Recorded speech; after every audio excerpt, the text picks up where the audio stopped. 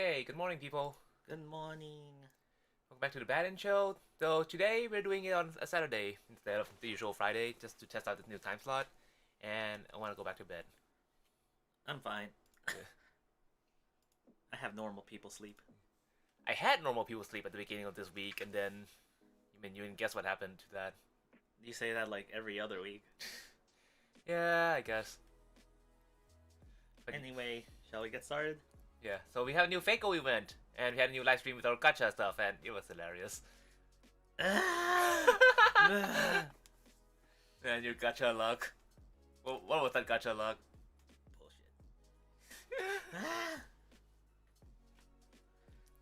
But should we just? I guess if you're curious on the details, the stream should still be up, right? Yeah, it should still be up, although we had some like technical difficulties in the middle of it. Oh, So there was like some jank for like a few minutes. Did you cut it out? Not yet. Oh, okay. Cut it out. I mean, I'll try. It's Okay. just YouTube's just like, yeah.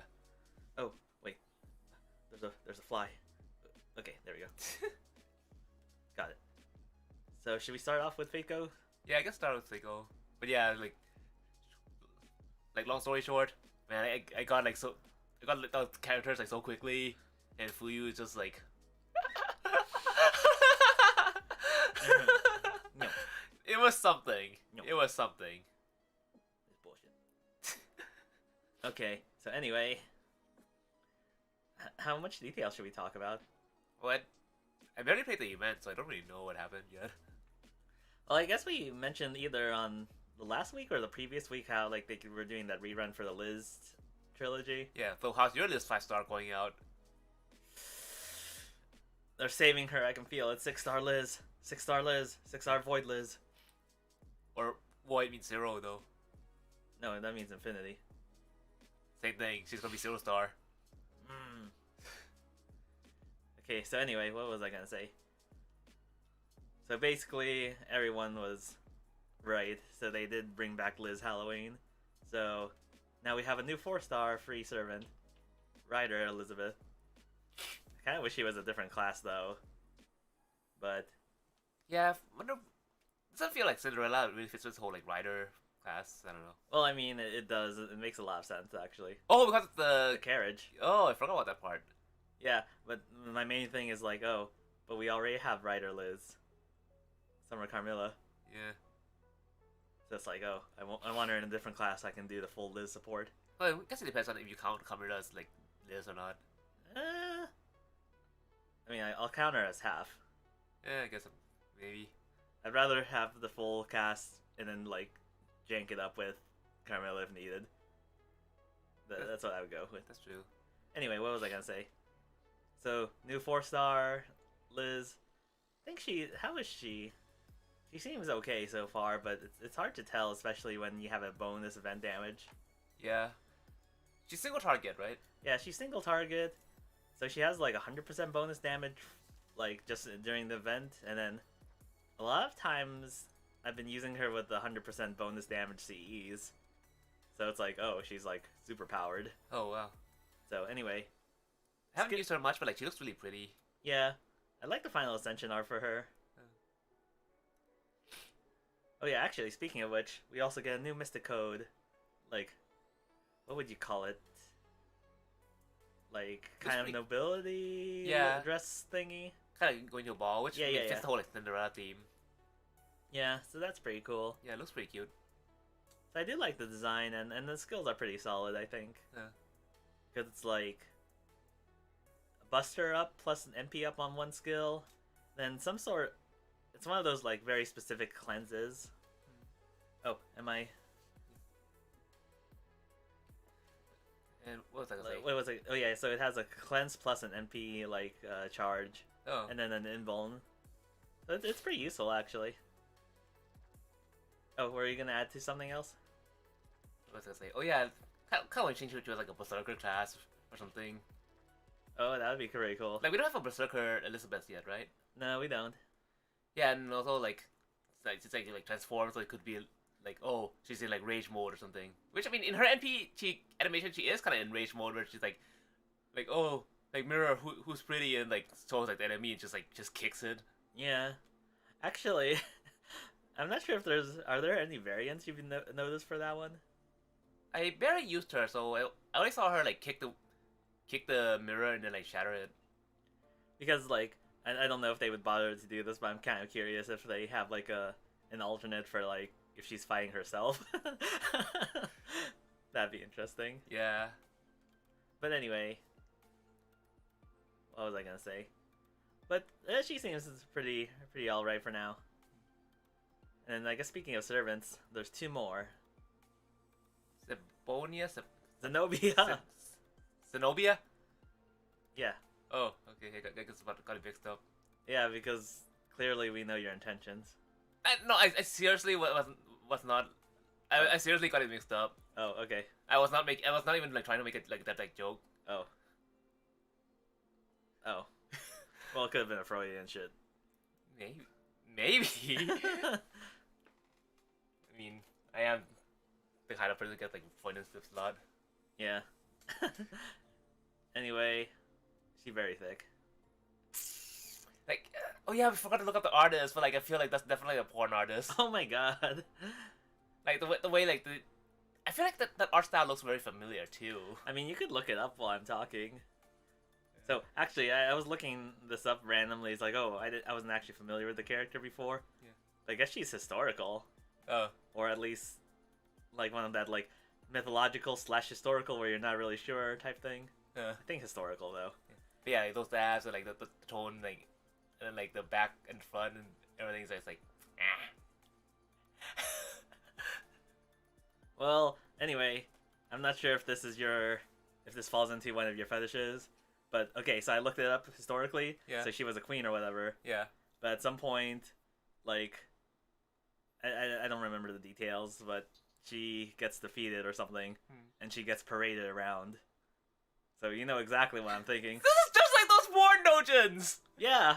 See, that's why when you have her ascensions, Yeah. she's like skimpier, like at the beginning. So that's like, I guess that's so supposed to represent her at her like lowest, and then her like clothes gradually like reform as you go up in ascensions. Yeah. So it's like, Speaking of ascensions, I'm kind of sad they didn't give us that like full armor version in the NPE as like one of her ascensions. Yeah. Like the skimpy form looks nice too, but like all three kind of look basically the same. Especially the first two, like there's just like one layer of cloth on top, and like the overall feel is just like yeah, like, it's not very different. So I kind of wish they used one of the three costumes for like the big NP one. Yeah, I think the full costume one's supposed to be her at full power or something like that. Yeah. Okay, you know I'm gonna look up Zenobia FGO. But anyway. I feel like that kind of parading thing around, like the illustrator probably made a dojin about that. Maybe. Oh, it's on Danboru. Oh wait, that's.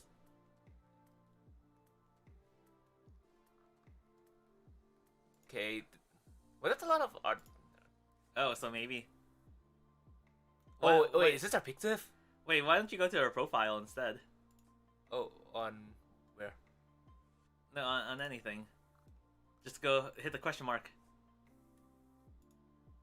Yeah, there we go. Pixiv, Twitter account. How about the Amazon link? Huh. I do not dare put this on screen just in case like something comes up. Oh, the Amazon thing doesn't. It doesn't go to the right thing.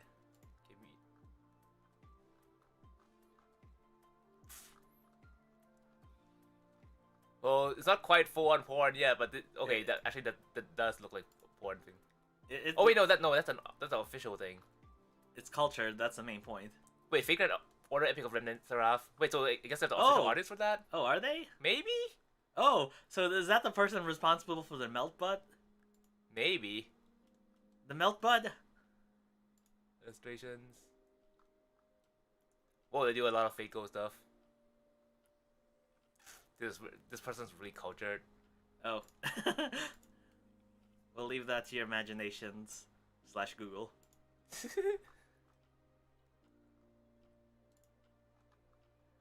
Okay, we need to get focused. Stop it. Okay, I need to stop looking for. I'm kind of disappointed I didn't like see porn right away. Oh my god. Well, we'll look into it later. Yeah. Okay. So anyway, where were we at? The porn butt. Oh yeah, yeah. So if it is the same artist for the Seraph manga, like I think it is, unless they're just like retweeting. Or shit, or they're just retweeting it just. oh, I don't because. know. Well, if regardless of who the artist is, like it's nice melt butt. Okay. Anyway, Zenobia. So I guess she's an arts archer or whatever. Yeah. AOE, I think. Yeah. Oh yeah, AOE. So yeah, kind of. I haven't tested it out yet because like I haven't leveled mine, but I kind of wonder if she'll work with like double Castoria. Probably. Although when I checked her like her data values on the wiki, like her NP gain rate is like pretty low. Although she has like a lot of hits, so I mean it might still work out. Yeah. Well, I guess at least for the event, like you have the potential to be fighting 6 enemies at once, and like I can charge her up 60 with her NP by herself. Oh, okay, those should. But I mean, obviously, 6 enemies it makes a big difference between like 3. I wonder if that's gonna be a permanent thing or is it just event specific thing? No, they introduced it like. Remember, I was talking about like Oh, in the Avalon. Yeah, Avalon. Oh. So, it's been a thing for a little bit. So they're probably gonna have more of that. I don't know if they're gonna start balancing around that because they've been balancing like NP recharge for 3 and now like potentially 6 enemies. It gets kind of ridiculous for even the people have harder time charging up refunding their NP. Yeah, I guess like AOE servants are becoming like way more valuable now. Too. Yeah, like when you're fighting 6, it scales way better. Yeah. But anyway, she seems like she could have potential. I don't think her skills are solid. I remember, but nothing too like weird. I guess you know what I mean. Like yeah, they're pretty plain. Yeah. So I guess the next one. Mola mola. Mola mola mola. Jax de Moray. Yeah, I just call her mola mola. Mola mola. Oh yeah, I guess that's a big contention, isn't it? Like the her part. Oh yeah. Well, like the arcade version is like a guy, and then like FG, the mobile game version is the girl. I think one of those what do you call it? The way some people I've seen describe it is like, oh, you want the FGO arcade exclusive here. I guess it's like one of those, what do you call it? I think the monkey paw thing where it's like you wish for one thing and then you get it. You technically get it, but not the way you want. Yeah, you get it. It's better. Yeah. Also, like her voice sounds. Okay, Aoki Shiki. Who is this? I'm not sure actually. I don't recognize it by memory. Oh, she doesn't have many listings on Mal. Oh, is there anything I might recognize? Cinderella Girls Gekijo. Huh. That's weird because like she sounds like really familiar to me. She could have a voice in some other thing, like some sort of game that you're. I don't know. Possibly. But it seems likely that she's probably a newish like actress. Yeah, like her voice sounds like really cute and interesting. Also, the art is like really nice. Yeah. I always have a soft spot for these foreigners. Yeah. And she has a like giant tentacle thing that like next to her just kind of eats her up, but also eats her enemies up, and I just imagine all the different dojins that can come out with that. Like, come on. Oh my god. Next comic cat, I want to see a lot of dojins of her. Maybe. Anyway, what do you call it? Oh, can you pull up the third ascension or final ascension, whichever? Can you put it on screen, or is that like? I don't know. Let's do third. It'll be easier for me to see. Oh yeah. So actually, this one it was interesting things I saw someone post about. Like, oh wait, it has to be Ascension 2 or 1. Never mind. But apparently, the sword. Yeah, the sword. Yeah. So apparently, like, Summer Hokusai has that sword as part of her like, what would you call it? Arsenal. Yeah. Like, she has a million swords. Yeah. So I think Hokusai also has stuff that references other like foreigners or something like that. Oh. So there's an interesting theory about like some of the stuff that hasn't been accounted for. So like, oh, maybe it's hinting at future like foreigners. But anything, yeah. So that's pretty neat, actually. Also, I like her NP a lot, where she's in the church and she has that pose where her arms like cross above her head and like then just I see the pose in Dojins a lot. It's very sexy armpit. And oh, actually, I've never seen the MP outside of her final ascension. Does it change? Because it's I haven't used her in like her other ascensions yet, so yeah, because the first two are similar, but the third one is different enough that it probably has a variant, or maybe she transforms into that, like during the MP, like yeah. since some characters are like that. Yeah, I have no idea. Yeah, I think I did basically just ascended her, like really quickly. Yeah, I forgot to turn on the whole like random ascension thingy. Oh yeah, I guess maybe I'll just force her into an earlier one and check her out sometime. But like, oh, she's quick. Quick AOE, right? Yeah. Yeah. I don't. Was there any? Well, no. You asked me that, and I said, yeah, there was one. There was another quick like foreigner. Van Gogh. Yeah. Oh wait, that's also what's his face? Voyager. Oh, oh right, yeah. I forgot about that. Just like I barely use him. Oh, I don't have him, so I don't know. I got him even though I wanted the dinosaur one. I wanted the dinosaur, but I got Voyager. I got the dinosaur. Yeah. Anyway, what was I gonna say? She seems pretty cool. Yeah. She has like, what do you call it? It's kind of like DPS hybrid support or something like that. Because she can buff allies with like attack up and then like also the defensive skill like NP charge and invulnerability. Yeah. But she also like puts like the evil attribute on allies, which is kind of interesting. Yeah. There's a few characters that can use that. What's his face? Moriarty, I think, has some stuff. Oh, the charisma thing? Something like that. Yeah. I think there's some other characters, but I mean, I can't recall what do you call it off the top of my head all the time. Huh. So, anything else to say about her? I guess that's probably it. Yeah. Sexy evil ladies. Sexy evil ladies are always the best. Oh yeah, I guess as far as the event itself, I guess it's one of those point-based like events where it's like, oh, you have to progress the ladder to. Oh yeah, why are there like 3 ladders? Yeah, it's pretty intense. Like, how am I even gonna do this? Yeah, at least the story it progresses based on your total like points, rather than the individual one for now. Yeah. But it doesn't seem too bad. Actually, this event I'm pretty sure is going to involve a lot of farming. Because I think I mentioned it like the week or a week before where like, oh, they were doing the rerun, but you only get 1 copy of the Elizabeth. Yeah. Or whatever, and then I think I also mentioned how they were bringing some of the old CEs back. Yeah. So, you can exchange the drops for more copies of the Lizzes if you need them. Damn. Also, you can also do the same for a bunch of the past CEs. Oh shit! I can't remember how many copies you can buy. But I think there's some of them where I'm missing like 1 or 2 for limit break. Yeah. So I'm probably gonna go crazy farming all those. And I think they changed it so that like even if you get extra copies of welfare service, you can get rare prisms for them now, right? Yeah, so I'll probably do that. I'll get the extra copies for more rare prisms.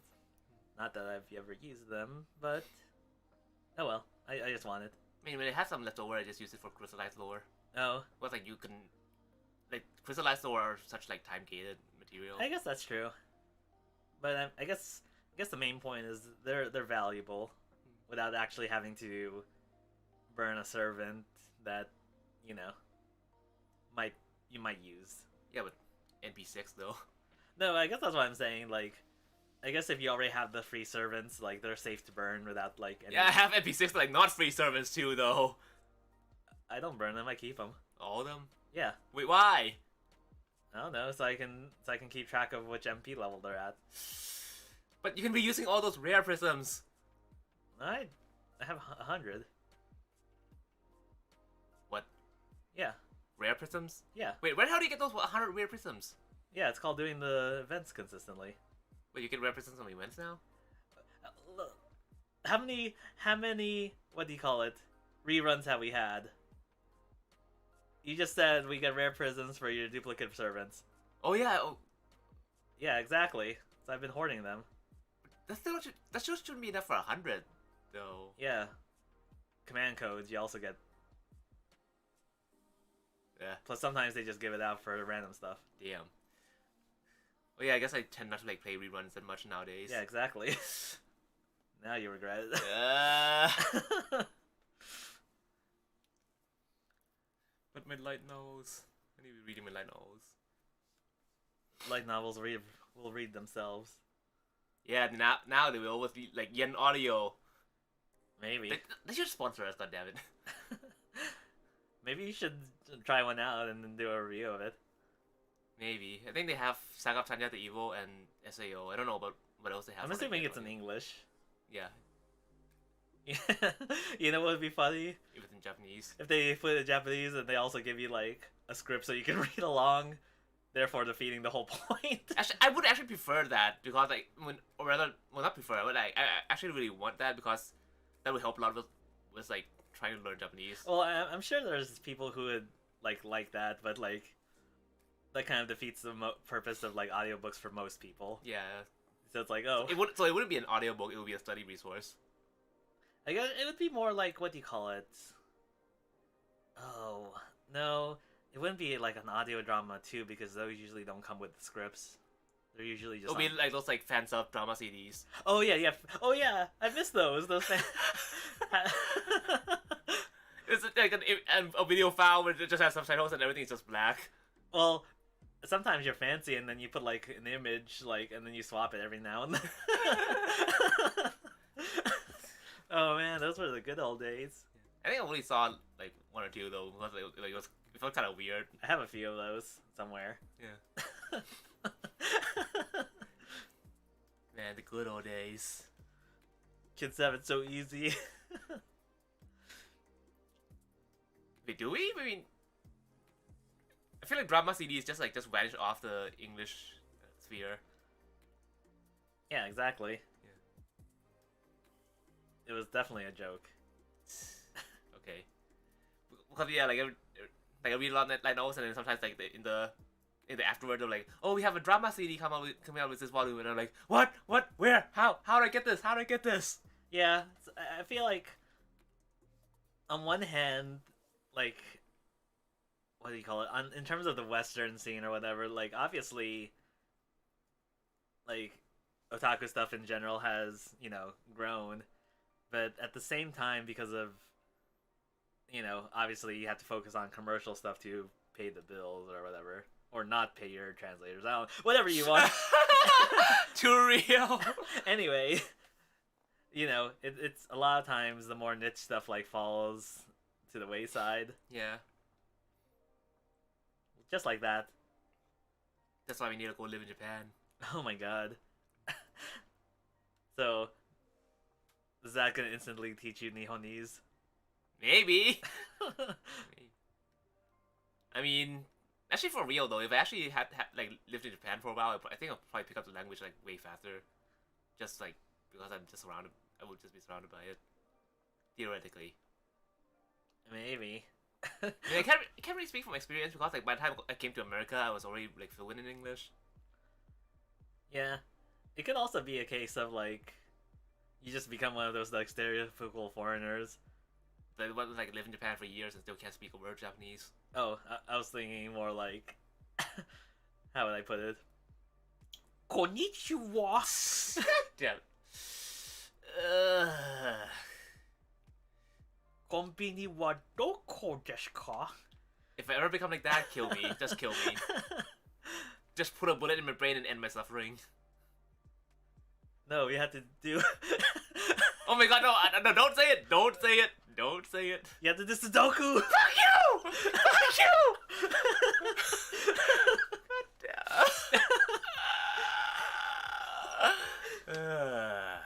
I knew you were gonna say that. Yeah, now you have to commit Sudoku. This bitch. So what were we talking about? I don't know. What the hell were we talking about? Light novels? Theoretically, we were talking about. We're talking about drama CDs because for some reason Wait, Yeah, why were we because light talking? novels. You said it. Audiobooks, and audio. Yeah, but before that, how did I get to that before? I don't know. Oh, light novels while playing Mobage. Yeah. Okay. Oh yeah. Oh yeah. Well, on the topic of audiobooks though, like fun fact, like you know how like in Essences of Bookworm, like mine was like Ikuji Yuka. Uh-huh. Like apparently, like in one of the afterwards, like when they released an audio drama before the whole like anime stuff, I think they got Sabashiro Miyuki to voice her, Huh. which is pretty interesting. Yeah. Oh yeah, that's one of those things that I guess people who aren't familiar with audio, like, or what do you call it, drama CDs or whatever, because a lot of times it's stuff will get one before like any sort of anime is announced. A lot of times with the assumption they might not get an anime or anything. Yeah. So like Yeah. sometimes they get like voice actors like to reprise their roles, but like when you have like completely different voice actors, like that's kind of interesting to feel. I think a lot of times they're different, to be honest. Yeah. But yeah, that is one of those interesting things I find. But yeah, I guess most people wouldn't be familiar with that. Actually, a lot of people probably don't know they exist, to be honest. Yeah. Usually they come. A lot of times they come as part of like a.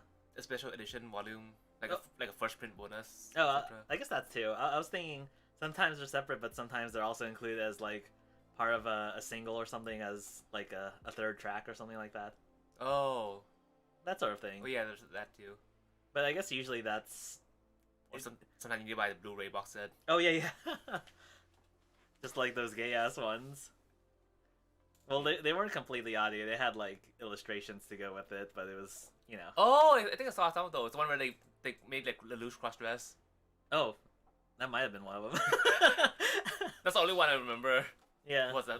That's the only important one. Okay. Anyway, I guess that's it for the Liz event so Yeah. far. Yeah, gonna need to farm a lot. Yeah, there's gonna be a lot of farming. But yeah, at the same time, there's like Genshin events going on too. Do you want to talk about it? Yeah. Okay, so there's actually two events going on. Well, one started a bit before the other, and then they overlap. Although they're both like they're not farming type events because I mean Genshin you just kind of get like random goofy things, I guess. Oh, I thought you always farmed. Well, you can't farm because you always out of resin. Oh, right. Then why are you always playing? I don't know. Like I don't even know what I'm doing most of the time. Oh. Wait. Wait, what? Okay, continue. Okay, so one of the events is rhythm game thing.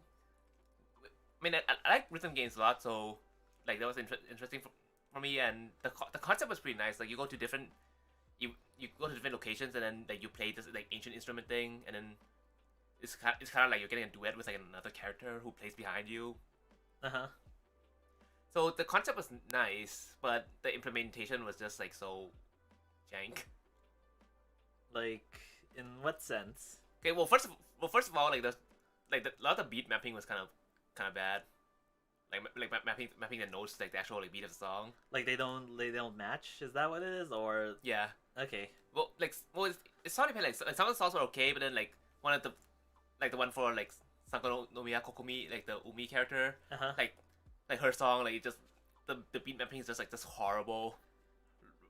Like when I saw it on Reddit, like, I was like, oh, maybe people are just like complaining again, and I actually tried myself, and like, yeah, like the beat mapping is completely offbeat. Here's a theory for you. Yeah.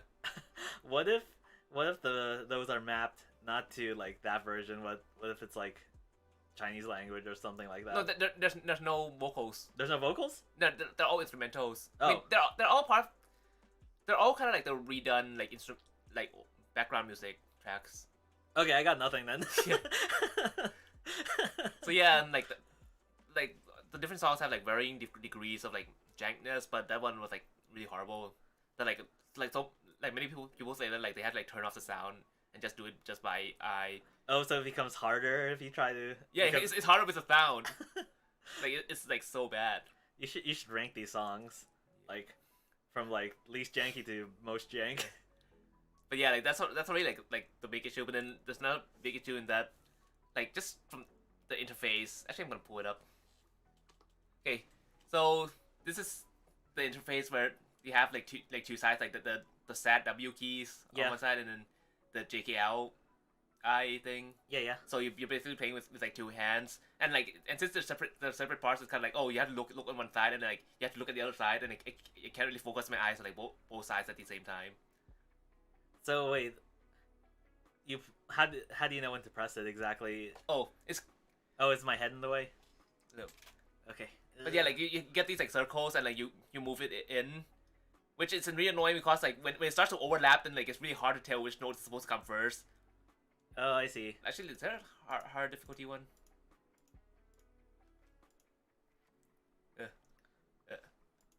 Yeah, like that kind of thing.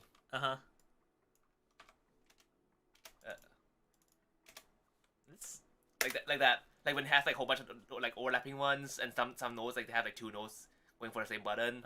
Like you can't really tell what's going on, and like the colors range from like yellow to green, which is like kind of like it's really hard to distinguish. Yeah. So it's just such a mess, and add on top of that, like how like there's two groups of nodes, so sometimes you have to like jump between them. But like since I can't focus my eyes on on all of them at once, I don't know which order the nodes are supposed to come in. Actually, I feel like this would be ideal for like a stick type of setup. I mean, even if you have a stick type, you're still gonna have it's not a pressing issue. It's a visual issue, like picking up with your eyes, like what the order of the notes is supposed to be. Oh, I can do it. Yeah. I can totally do this. Okay, you wanna try? Maybe. Come play Genshin with me then. Will you play for me? But you just said you can do it. I'll do that part. But yeah, I guess they probably did it like this just because to make it for like PlayStation users or whatever, like the numpad, etc. But even then, like if you're playing on a TV and then like these two like spread apart, then I feel like it's still gonna be hard to focus. Like, well, I guess it might be a little bit easier on a phone screen. Oh wait, no, but then your fingers are gonna be blocking the notes. So I don't even know. Yeah, because like it's not even like Love Live, original Love Live, where they had like 9 nodes before they turned into that like weird like 2-node system thing. Like the circles that come from the middle and like they move towards each of the buttons. But this one like they just like originate like just around each button, so it's like I can't tell what's what.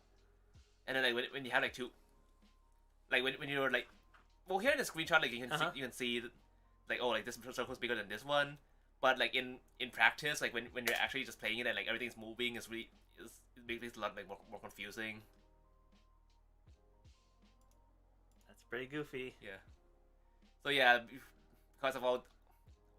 Oh yeah, when they have like double nodes on one thing and stuff, or they have like two nodes on both sides, like, oh, am I supposed to press them at the same time? Am I supposed to like press one and then press the other quickly?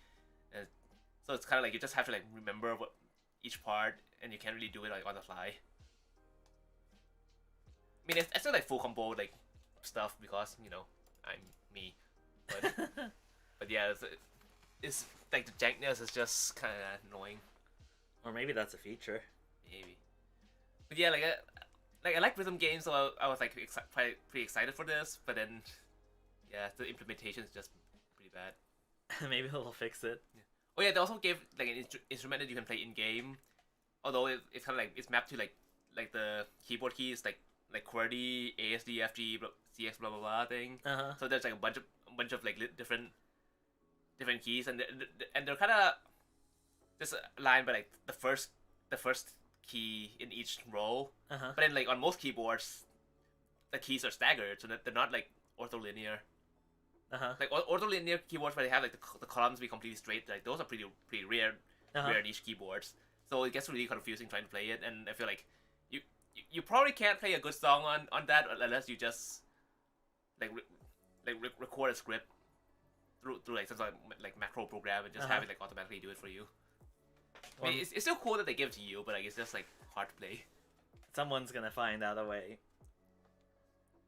Well, I mean, I'm sure like people just use like macro scripts to like have the program like press the buttons like pre-planned ahead of time kind of thing.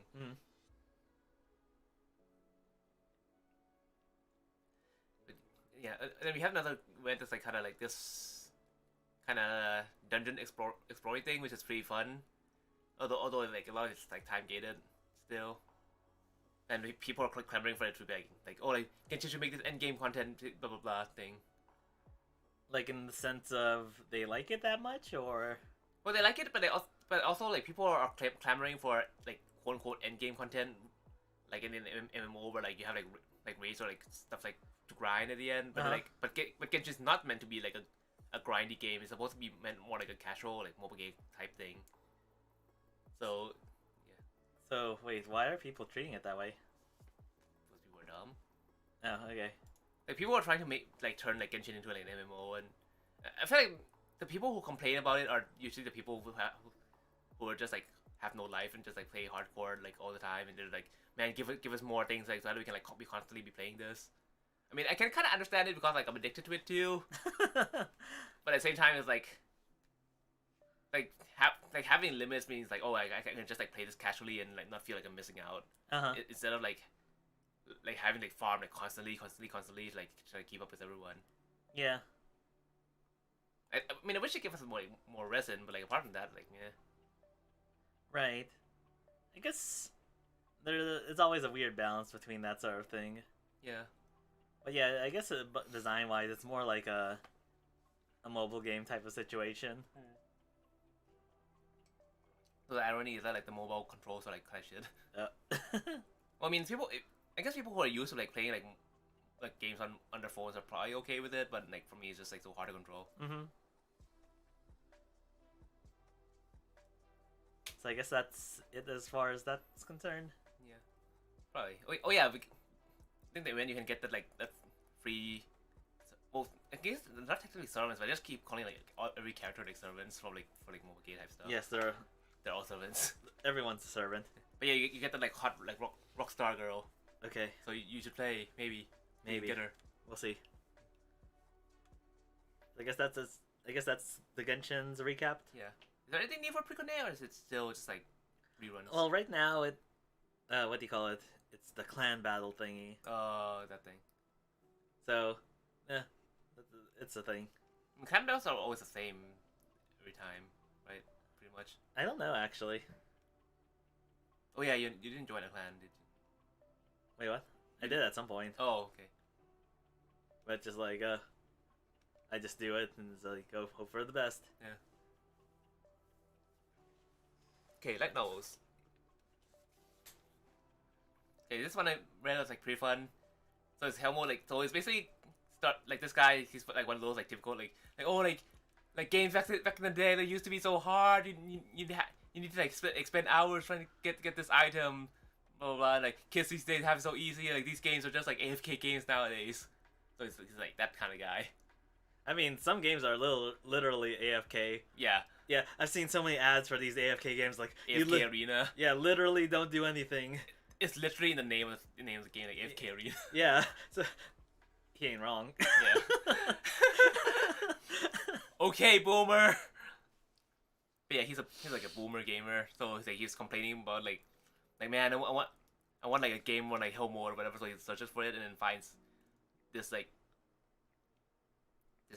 ad or landing page or whatever for a game, and select difficulty, blah blah help, and then like once he starts selecting everything, like he gets like isekai and like reborn. So I guess it's kind of like the people who made the website is like basically like the god of this world, who basically treat this as like a game, and so they kind of like even in there like every now and then when the god like communicates with him, it's in the form like kind of like GM messages, like oh like the administration is sorry for your inconvenience, like please do not like direct any more inquiries about this matter to us, like the kind of thing. So it's kind of like they're just running a game, but they're gods, so this thing is actually a world. Okay. But then like everyone else in the world, like they don't really know about the whole like game like aspect though. So like it's like when people level up, they just interpret it as like oh like they overcame a trial by God, and like the God grant them powers and stuff like that. Sure. So they don't really see the whole like numerical things behind it. Okay. But yeah, so he decides to like go on like Helmo, so like he has to do things like 100 times more than other people in order to get like the same level up. Okay. And stuff.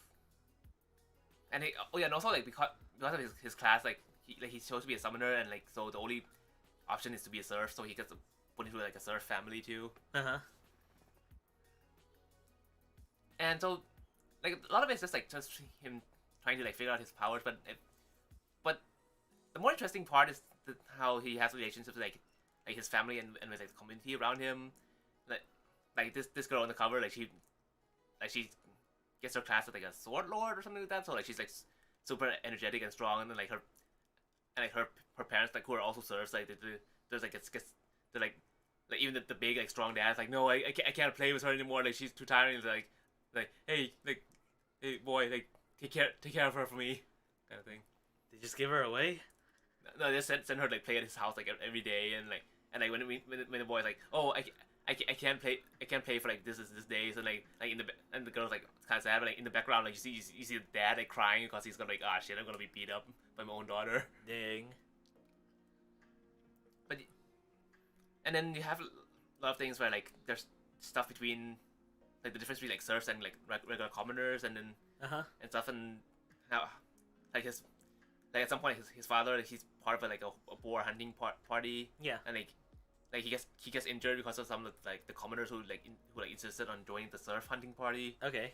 So there's like tensions between them and stuff too, and like at first like the main character is just trying to hide his powers, but then like when his father like got injured and couldn't work, he's like, oh, I need to provide for my family, I need to provide for like my little brother and sister too, who are like, well, I think the sister wasn't born yet, his mom was pregnant, so like it was like really bad timing, so he's like, okay, can't hide how strong he am, so he just like needs like rise up and try to like go get to work and try like do things around the village and do things around the farms, like help everyone. And then there's other like interesting bits of world building here and there, and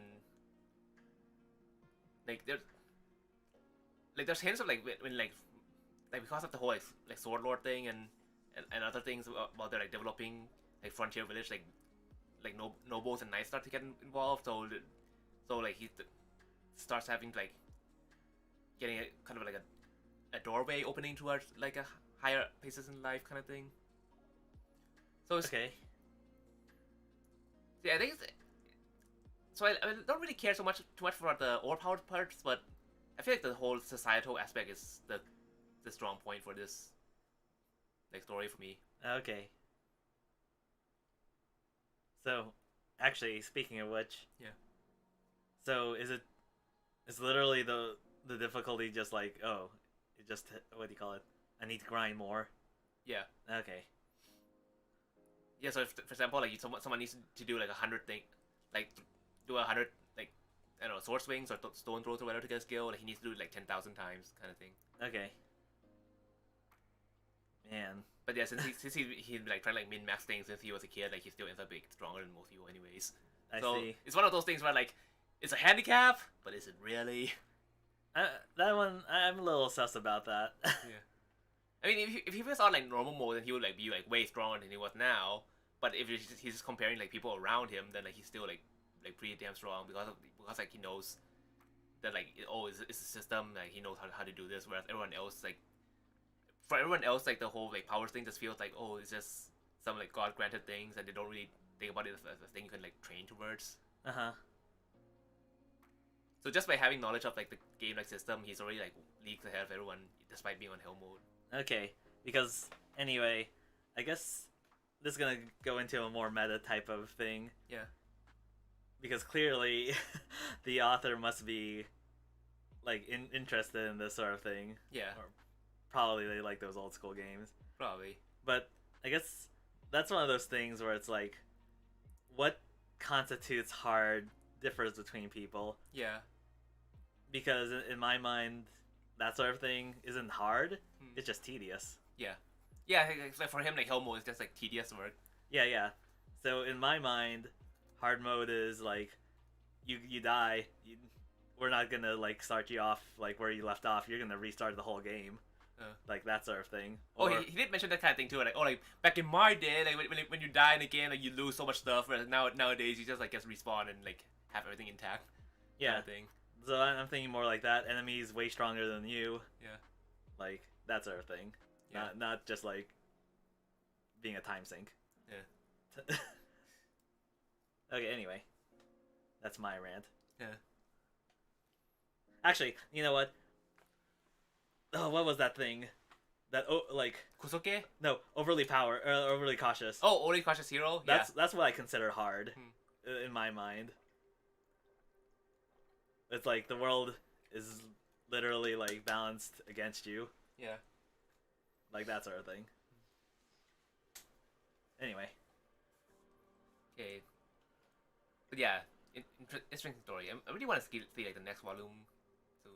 Well, yeah. this one just came out, so probably not gonna get a second volume anytime soon. But I really want more. okay. Before we go off, Yeah. should I be disturbed by this apple? Oh yeah, that's one of his summons. It's just a fucking apple. Should I be scared? Maybe. Oh yeah, another thing about his OP class, like some summoner thing, is that like the more summons like he creates or synthesizes, they also buff his own stats too. So, you want minions. You want to have a lot of minions, but although I think the apple like adds like MP to his stats, so like when he's like trying to like train up skills and stuff, like he just like loads up like all his like summon slots with like apples just so he has like high MP so he can like spam things. And then like he can like change like I think the dog gets like attack stats or something like that, so he can like change his loadouts to change his own stats pretty much. And also like since like some of the summoners have kind of like tactical abilities, he's kind of like a one-man army. That's pretty goofy. So his class is hella OP. So it's not really hell mode. Seems sus. Yeah, sus.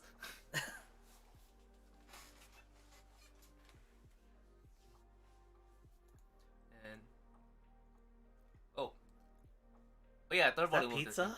Yeah, even though the pizza didn't actually appear in the volume. Wait. But why? I don't know. Like I was surprised too. Like I was waiting the whole time. Like when's pizza gonna come out? Look, like if you look at that cover, you think it's like some like Domino's ad. Yeah. Domino's in another world. Or I guess Pizza Hut would be more appropriate in Japan. Yeah. I mean, out Pizza Inc. the Hut in another world. Maybe. I miss those egregious pizza ads in anime. Like CC. Yeah. There were some weird ones like oh man. Mari-sama Gamiteru had like a Pizza Hut collab. Wait, what? Yeah, it's completely like off the rails. Yeah. But anyway, like we can talk about this lack of pizza. You can continue. Yeah, this third volume, like the first two volumes actually came out like a long time ago, so I kind of wonder like what took them so long to like release the third one. So I guess maybe it's one of those things where like it's also like kind of new in Japan too, and therefore like they don't have as much of a buffer in the translations. Because, yeah, like also like Game History, like he's also the author for this other novel that I mentioned to you a few times. Like what's it called? The magic in this other world is too far behind. Where it's one of the things where like someone from Earth gets isekai, but the Earth guy already has like a really big magic powers. And then like when he goes over to like the new world, the new world actually has like shitty magic powers. So wait. So not like our Earth, but more like. I mean, it is our Earth, except like there's magic in the background in secret. Like most people don't know about it, but he's part of the whole like secret magicians kind of thing. The secret society kind. Yeah. Oh, okay, got it. And so, and I really like the series, although something happened to it, I think, because there hasn't been a new volume released in a long time, and I don't know if it's just a licensing issue or if it's like, or if something actually happened to it in Japan.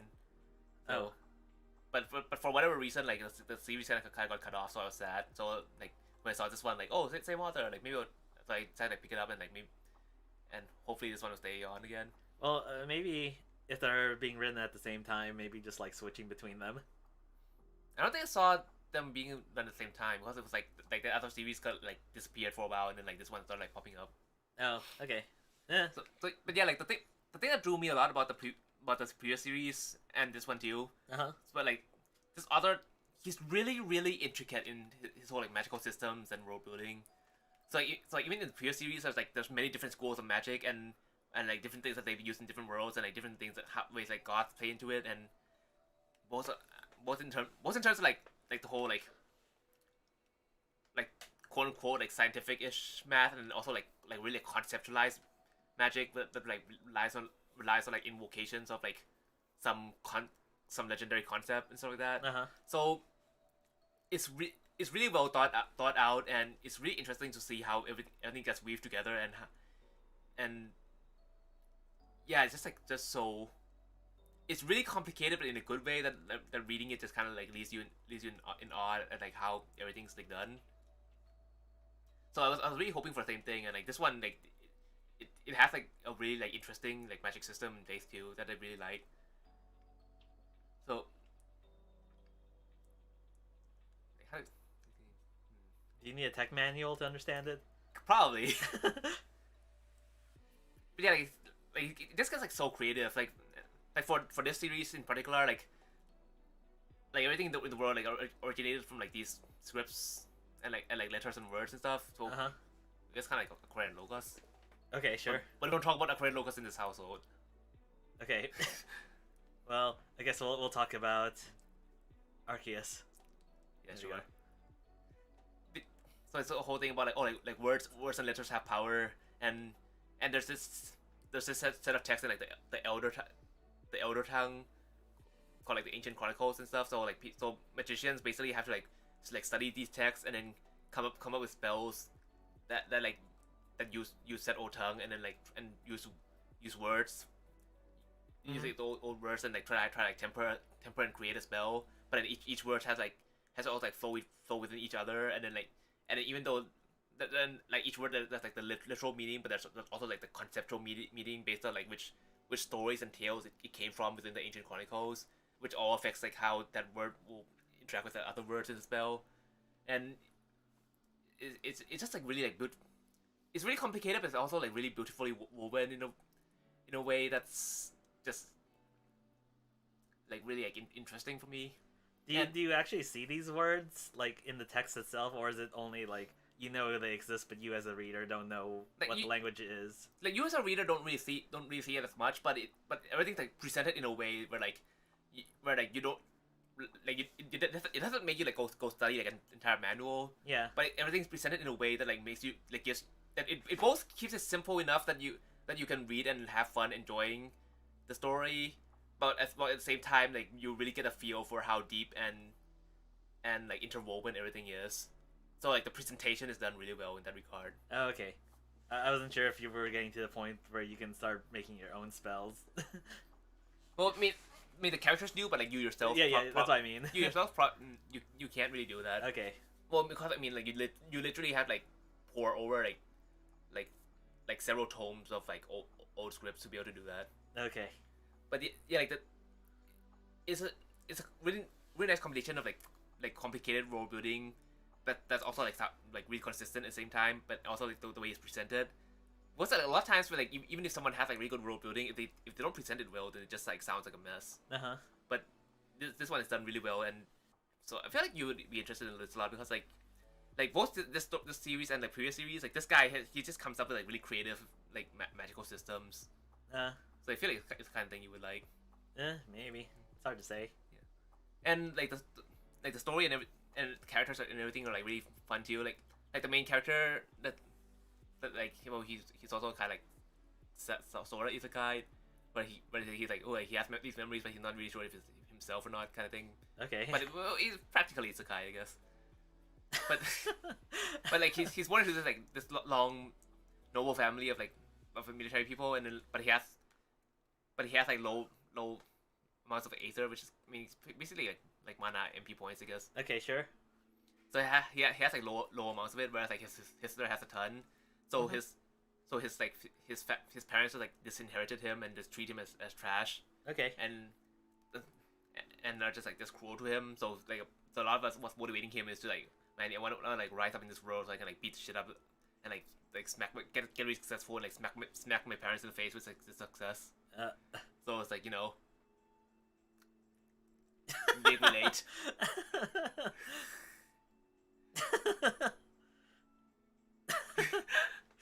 Okay, sure. So yeah, like there's a lot of that like revenge and like vengeance going on against parents thing, which is like big related. I like stories like this. Okay. Sure. Man, like his dad is such a fucking dick. Like he's such a dick. And like the dad just goes around like telling everyone like, no, like don't do anything with like this child. He's disinherited. Like he's talentless.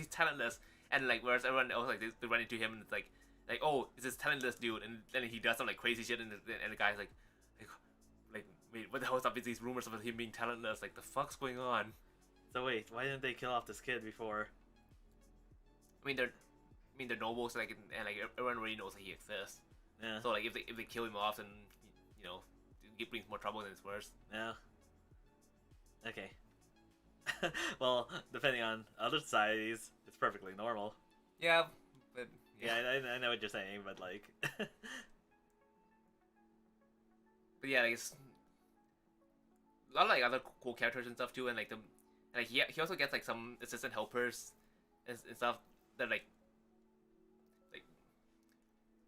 well one of them serves his uncle who's like this like famous magician. Oh yeah, his uncle also got disinherited by his grandfather for the same reason, where like oh like he had like he didn't have enough Aether and stuff. But then like when his dad is his uncle were like on the deathbed of like his grandfather's like last words were like, oh, I made a mistake doing this. Oh, but his father's like doing the same thing to him anyway, so it's kind of like perfect. Yeah, perfectly balanced. Yeah, I like the series a lot.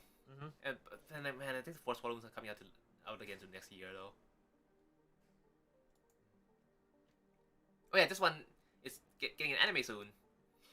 Oh yeah, when we were looking at like one hobby figure stuff, like when we were like, oh wait a minute, this original figure from this like artist looks familiar. Like it's this artist. Oh yeah, I see the name now. Yeah, like all the art's like really like pretty and doll-like and so adorable.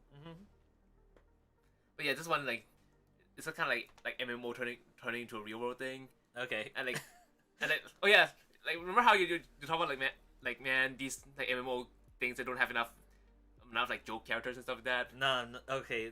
Is there jank? No, not like jank, but like this guy, like his character. Okay.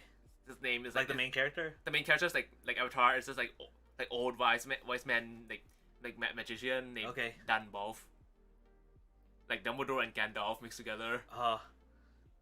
Definitely one of those like, oh, I can't think of a name, so let me just like. Yeah, he like explicitly said like he got the name from like two of his like favorite like resorting characters and like this like worldwide famous franchises, and it's just like dang. But so, yeah, like before the whole like isekai thing happened, like he got an email saying that, like, oh, you have like this amount of credits like about to expire, like real world credits, because like everything you buy in the cash shop is in increments of like whatever, like 1,500 or whatever, so like he has to put like 500 yen left over, and like they're about to expire, and like so he's like, oh shit, I need to like, use up this money, so he buys this like appearance changing thing. Okay. And he was like, I really like how this like old man looks, but what if I try making a female avatar, and like he creates like the stuff with his preferences. So it's the same character, just like what do you call it? Changed? Just like change appearance. So the name's the same too? Well, like he didn't like confirm the change yet, but then like he but like after he finished doing it, like he didn't even like say for anything, like but he just like blacked out and like woke up in this world. Okay. But now his avatar is like this like cute little girl. Okay. But because it's like an actual world now, like the names like don't show up anyways. Oh. So okay. so it's a world that's like set like 30 years ahead of the story of the original game, but like everything that happened like it's like kind of like real history, and like all the NPCs are like actual people now. So, are we talking about the lore of the game is real, or are we also including stuff that people did in the game is also part of that history? Stuff that people did in the game is also part of that history. Okay. Like a big part of the game is about like player run kingdoms and stuff like that. Okay. So like he's also like one of the famous like wise men of the country. Uh-huh.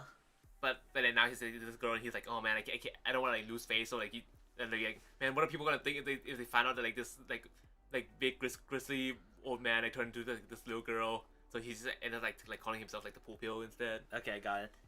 But and it's also a lot of mystery going on onto like why the world came this way, and there's leftover things where like it's the same as the game mechanics, but then where some mechanics are the same, but some mechanics are just like completely different. And so like he has like go try like find stuff out too. But then luckily like some of her friends are like already in the games, like they meet up, and so things aren't bad for them because like, oh, like I can find my friends. I don't feel so alone anymore. But those friends like he appeared in the game like 30-year time scale after like he passed out. Okay. But other people like they appear like sometimes like just 1 year into the game's history, like 10 years into the game history. So like other players. Yeah, other players like they all disappeared from like the real world at the same time. Okay. But it started reappearing in the game world at like different intervals too. Okay. Got it. And there's like a lot of like lesser demons going on where like all the players like hate them because like when it was still a game, like whenever like lesser demons appeared in an event, like they never had a real victory. It was always kind of a thing where it's like, oh, we won, but at what cost, kind of thing. I'm not sure if I'm following exactly. Where like, oh, like they have like the game would have like events involving lesser demons, and like every time they did something, like even when they technically won, the cost of it would be like too bad. So it's never like a real victory. Oh, so is it kind of like, say you're like fighting a boss or something, and then like, oh, you deplete their HP or whatever, and then suddenly the cutscene shows you losing to them, like that sort of that sort of feel. Not that like shoehorn, but more like they won, but it cost them everything. Where like they caused so much damage, or they caused so many things onto the world. Where like in the end they won, but like the okay. cost Oh, was so high. not to them personally, but more like the other stuff. Just also to them too. Because like this world is made of like player-run countries and stuff. So like when shit happens to the world, like it's like it affects them. Oh, like okay, I got it. So it's kind of like, oh man, like we lost so many like soldiers, etc. Kind of thing. So there's like lesser demons running around and like causing trouble, but they also don't know what they're doing because like there's some things that like don't really match up with like the game lore, and some things that do. And then there's also like different factors, so like there's a whole like mystery aspect both to like the world and also to like what the hell these demons are doing in the background. And then there's like, and then like he gets sent on a journey like to try to find some of the other players because like one of his friends like he's like who's like the king of this kingdom like with like in this world for like 30 years now. And like you can check the friend list to see like when someone's online, and like but it doesn't tell you where they are. So like there's some people where like, oh, they're online but we have no idea where they are, so like you need to like go and find them. Okay. So yeah,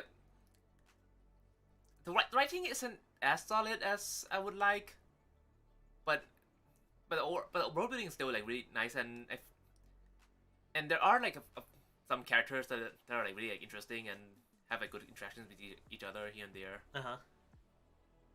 Although like some parts like it feels like simplistic, and it feels like they're like sometimes intentionally overlooking some like plot points. Oh, kind of like we'll ignore it because we want to do this story instead. Or more like it's kind of like they're foreshadowing, or like they mention something in the background, and it's kind of like and then like the things just pass on, where it's like you're like, yo, wait, main character, that sounded totally sus. Go back there and investigate. But it just kind of like passed, but they didn't do anything with it. Oh, okay. That kind of thing. I think I get what you're saying. Yeah. So yeah, new anime soon. Probably need to do a video about that at some point. They better have like the best old man voice. I hope. Oh yeah. From like that. Didn't say make my abilities a this fucking title. This fucking title. That thing. Okay. That thing. Like the abilities average with like Mao and stuff that you saw in anime too. Yeah. So this is like a side story thing. So wait, who is this? Just a like new character for a side story. Like it's like completely like off on its own. Yeah, I mean the other characters like show up because like she was a deaf girl who was like hidden from the world because like her like noble parents were like ashamed of her or something. Okay. And then like, but then like the house gets like ransacked by bandits, and she's like the only one left there. And then like Mao, like the main character from the main cast, like comes to like helps heal her and like gets her hearing back. Okay. But in the process, she kind of becomes like overpowered like Mao. So she's just like this little girl with like even less common sense, just running amok with like much like magic powers. Okay, so it's only vaguely connected. Yeah. Okay, got it. But yeah, like this woman, she's kind of like she's kind of like a maid that like took care of her, but like kind of hates her. But like, she also saved her life doing the bandit thing. It's mostly out of her own like self interest, but she ended up like saving her. Okay. So, and then after like through different circumstances, like they end up like living together, and she's just become this like good for nothing, where she like just like sleeps all day, stays in the house, never wakes up in the evening, makes the girl make all the money, and makes the girl like make all the food. And like, oh wait a minute, that's wait a me. minute, that's me. Wait a minute. I need a little girl to be making my food for me too.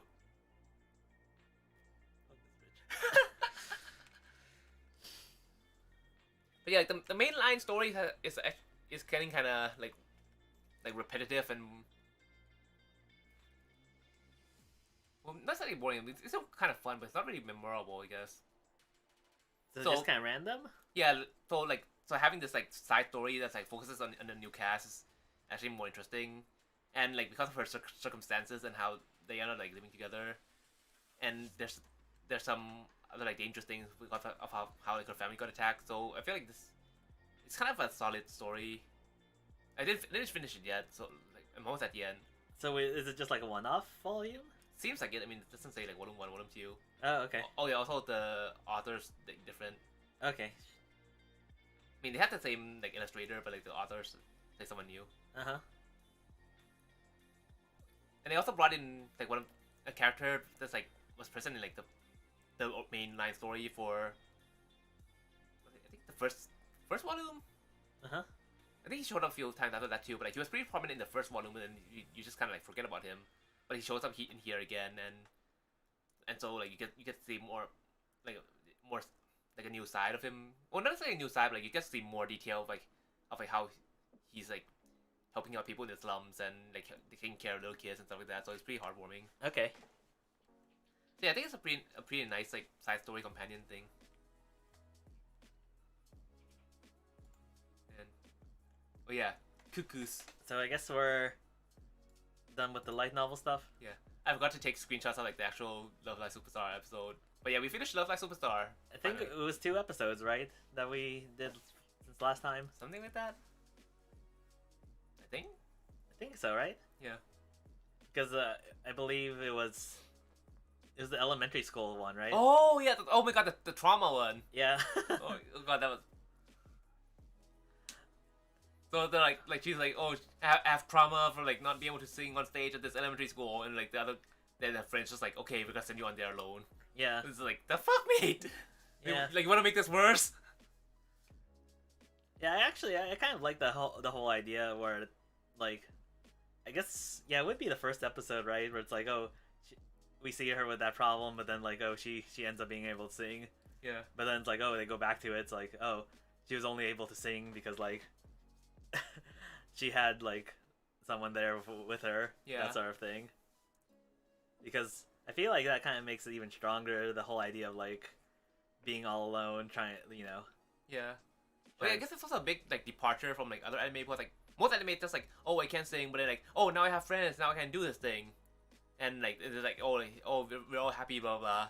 Whereas like this one, like, oh, you have friends, so you can do it, but can you do it alone? And they take it a step further into like, okay, try like rehabilitate. Yeah. I feel like it makes it feel a lot more real in that sense. Yeah. It's also like kind of like gut wrenching though. Yeah. Like I was like ah. Yeah. Like I don't know what, like that kind of thing like actually like stresses me out when I watch that kind of thing. Yeah, I mean it does seem kind of stressful. Let's go with that. Yeah. Also like personally I have a lot of like stage frights kind of thing too. Uh-huh. So it's like, so like when I imagine it, it's like, oh my god, it's scary. I see. I think for me, what do you call it? I can deal with stage stuff to an extent. Not necessarily very good, but I can force myself. Yeah. But anyway, something that's more relatable to this particular thing actually reminds me when I was younger, like human form younger. Let's go. I have to clarify that part. This Junie ass bitch. I'm not from this world. Okay. Anyway, What are you smoking? I'm not smoking nothing. Okay. Anyway. The closest thing to this sort of thing that I can think of for me personally would be like in elementary school or whatever. We had this kind of like student run sort of like morning news thing or whatever. So it's like, oh, video production thing. That was kind of cool. It's actually kind of weird that we had it, but anyway. I wanted to do it, so I did it. So a bunch of us, like 5 or something, people would do it. So some people would be like presenting, a few people would be behind like the scenes, like operating the equipment or whatever. Yeah. So I wasn't ever on the broadcast itself, but I would control like the scene transitions and all that. Yeah. So for whatever reason, one day I screwed up really badly, and I cut the feed. But here's the key part. Yeah. I was only controlling the video part. So when I did that, yeah, I knew I screwed up real bad. Yeah. And then everyone realized I screwed up real bad. Yeah. And then everyone started yelling at me, and the audio was still there. So when we got back to the classroom, yeah, the teacher was yelling at them because everyone could hear everyone going off on me.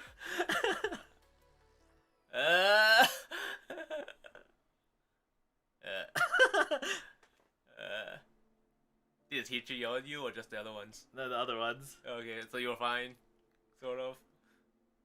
Well, for that part, theoretically. Damn. But yeah, like the whole school knew I screwed. The whole school knew that I screwed up. Damn. Damn. Oh yeah, see, that's one of those things. Like, oh, this sort of thing happens in shows. Like, oh, the friends be supportive. Like, oh, damn, friends are never supportive. Goddamn. Are they really? Yeah. Are they really though? Like, I feel like I have like moments like that before in my past too, but like I think I probably repressed those memories. No. Like it feels familiar, so like I feel like that something happened, but I also like repressed a hell of a lot of memories from my past. So it's like I don't know if it actually did or not. Okay. But anyway, that's a thing that happened.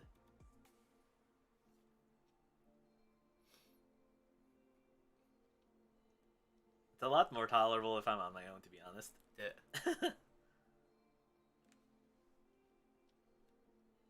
Then we have the last episode, I think. Yeah, I guess. Oh, it's not technically the finals, right? It's the qualifiers. Yeah, it's the Tokyo qualifiers. Yeah. Man, like that concert they did like in the middle of the street, like the song, the singing, the melody, like the outfits, the dance, the choreography, and then all the like the lights being like the rainbow colors, like everything just looks so beautiful. Yeah. Like when that like concert sequence came out, I was just like staring at it in awe, like just like smiling. Yeah. It was so good. Actually, I noticed they posted it on YouTube. Oh, did it? Yeah, the song. So it's like, oh, if you ever need to rewatch it. Yeah. Might have to do that. But yeah, I do like that. But I mean, I had a feeling it was gonna happen because, you know.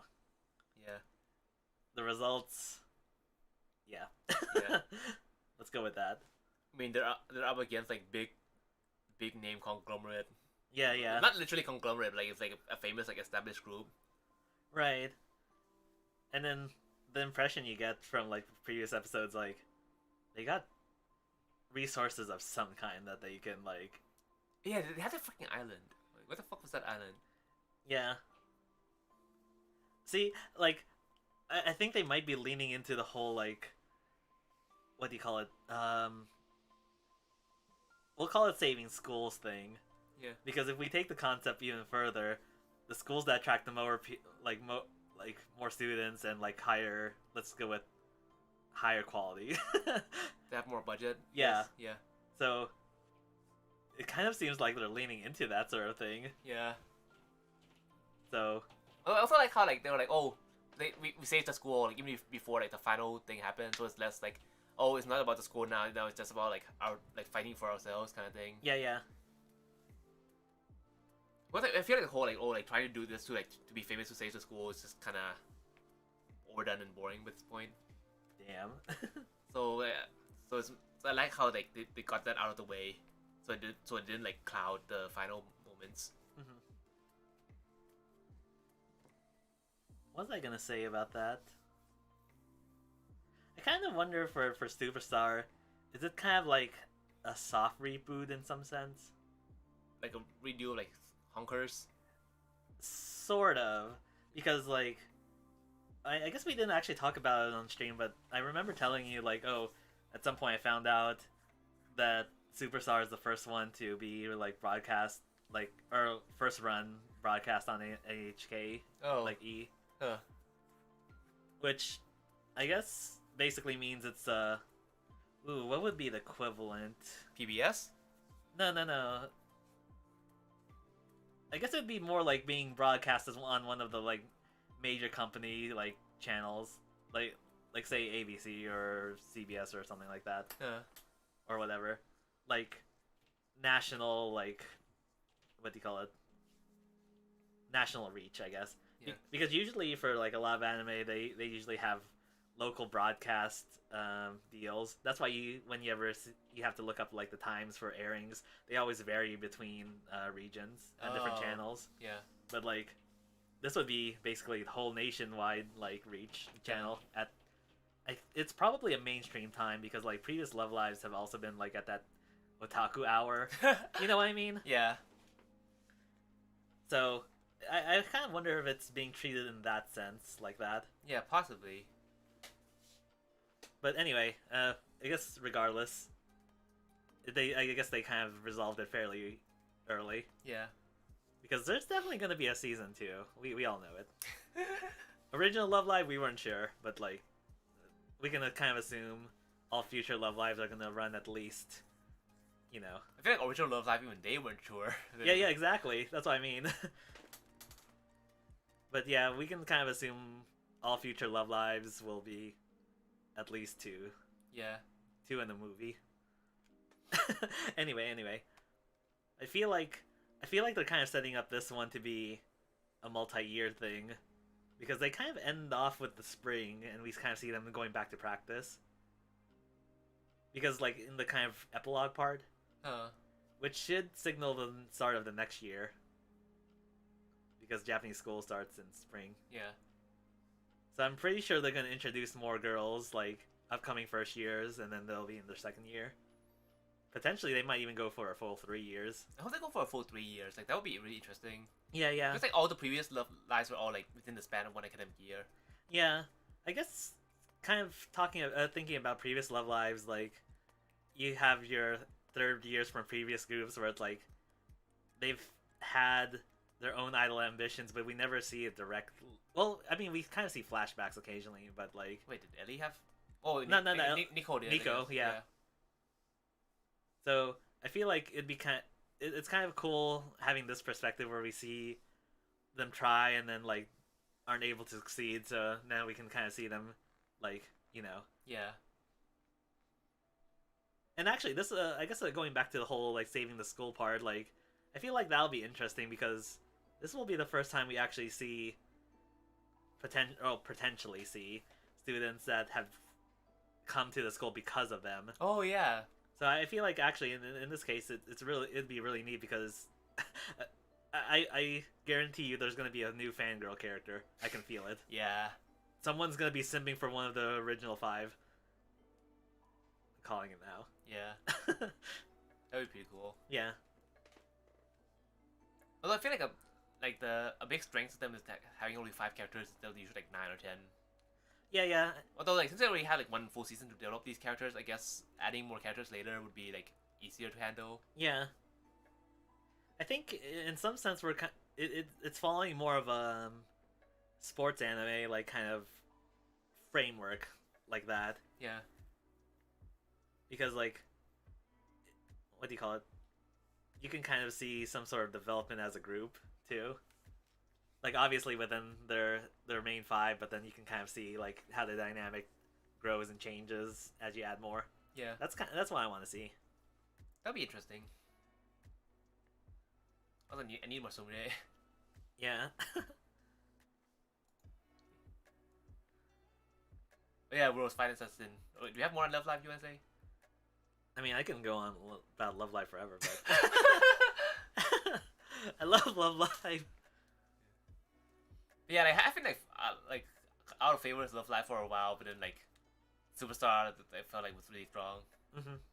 Well, I like Nijikatsuki. Well, Nijikatsuki had like a mix of, like good and bad episodes, and since it was just kind of like one-offs of each character, like I don't really feel much for the characters as a whole. I guess.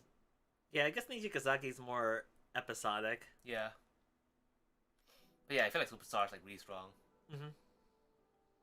Well, I still think the whole beginning thing was like Ren's like mother thing and like the whole like, misunderstanding thing, and like her like being against it because she thought her mother would like regretted it. I still feel like that was like really like, convoluted. Mm.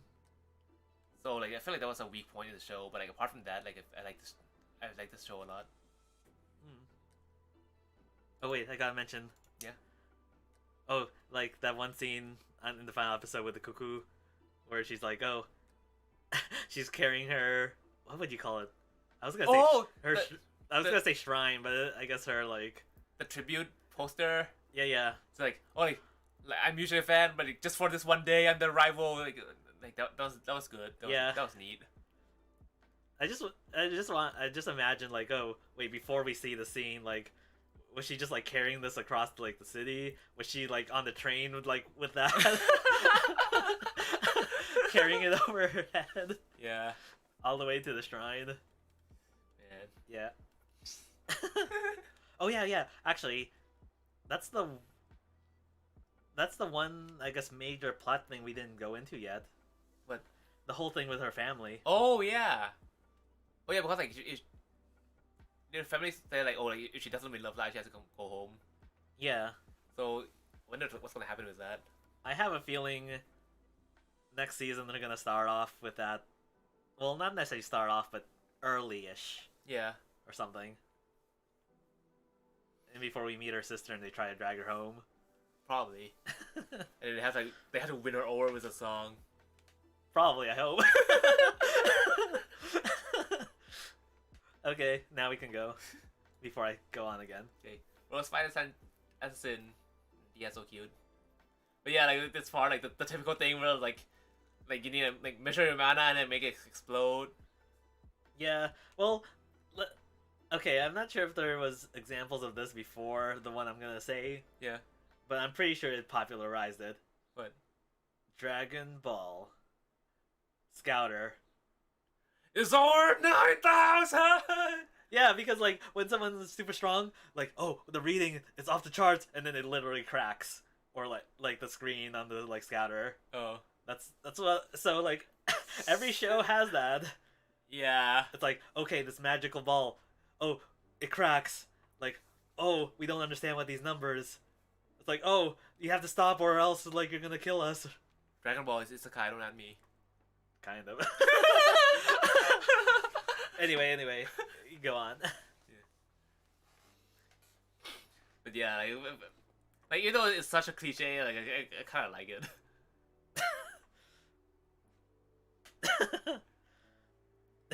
Okay, keep going. Oh yeah, it's like basically you can use it like, just like a goddamn grenade. So like, oh, hey girl, I need more than balls. Damn. Give me them balls. Give me them balls. See, it is Dragon Ball. Damn. Ah, cute. Okay, what were we saying? Yeah, like using stones for like explosives. Okay, I got distracted by balls. Damn. Okay.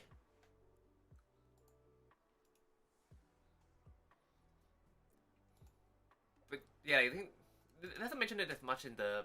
Well, I guess they mentioned it like offhand a little bit in the show, but basically like even though he has like a really high like mana capacity, like more than normal people, Uh-huh. like his mana output rate is like still small. So he still has like low bandwidth.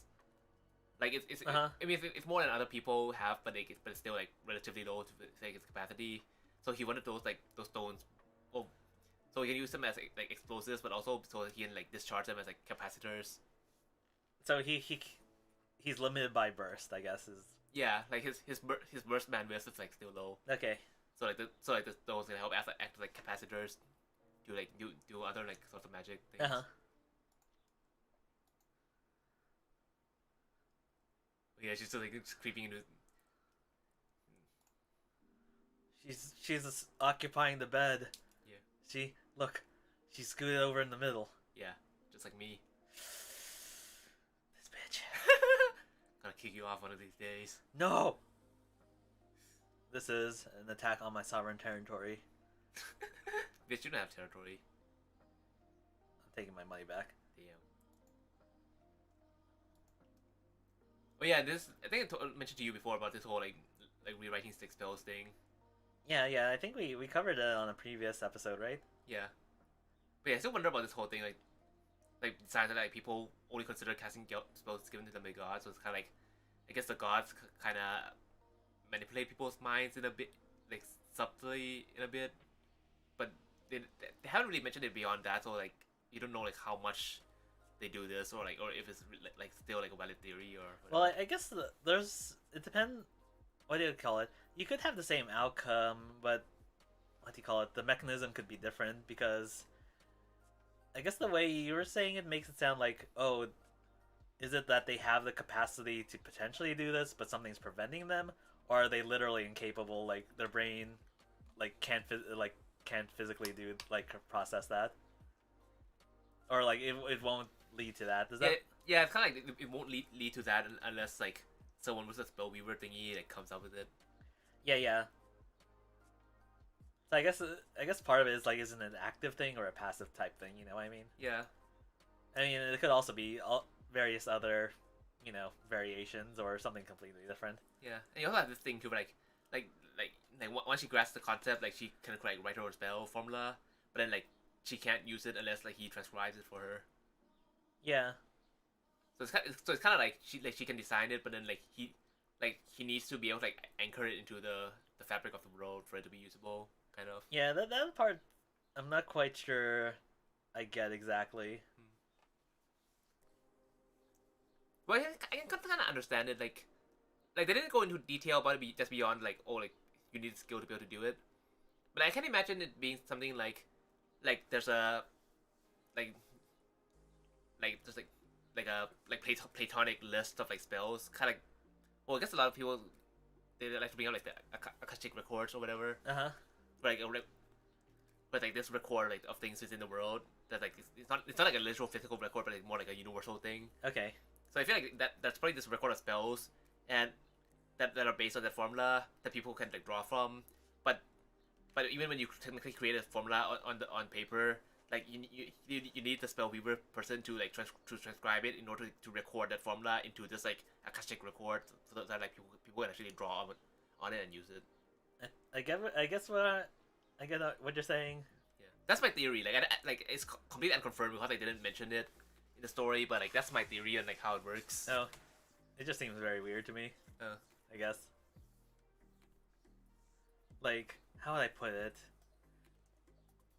Weird, not in the sense of what's going on, but weird in the sense of the implication seems like, oh, wouldn't this mean he has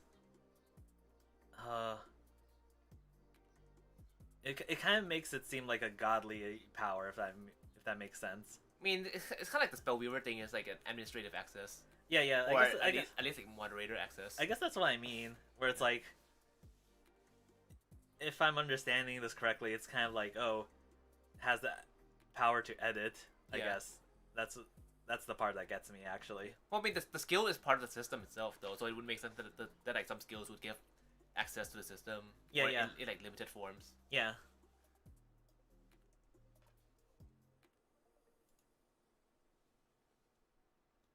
But anyway, it makes me think there's definitely ways you can abuse it if you get creative enough. Maybe. Well, the thing about like conceptual magic is that like even though if you think of like a logical workaround, like this because of the nature of like conceptual things, like it won't necessarily work. Maybe. Yeah. And of course, you need to make a gun. I guess.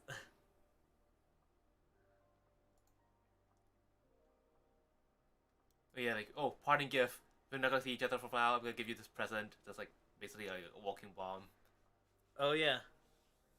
I mean, I think I mentioned it when we were watching it, but this is kind of asking for it to be used at some point in the future. Yeah, kinda. Like one of those like that last ditch like weapons you have. Yeah.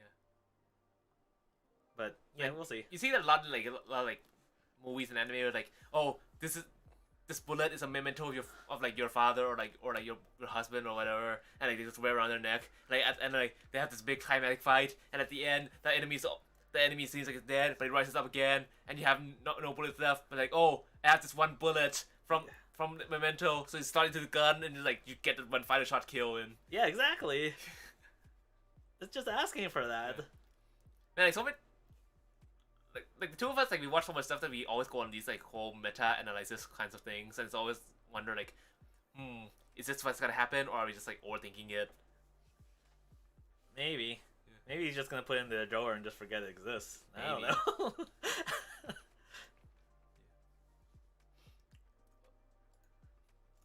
Oh yeah, this thing at the end where like his father takes him to this like prison to kill a death row inmate. Yeah.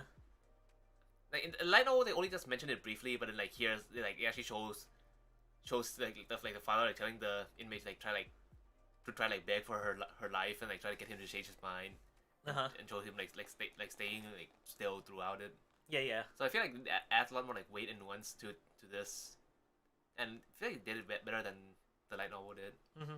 Which is it's a rare case where the anime has more weight than light novel stuff.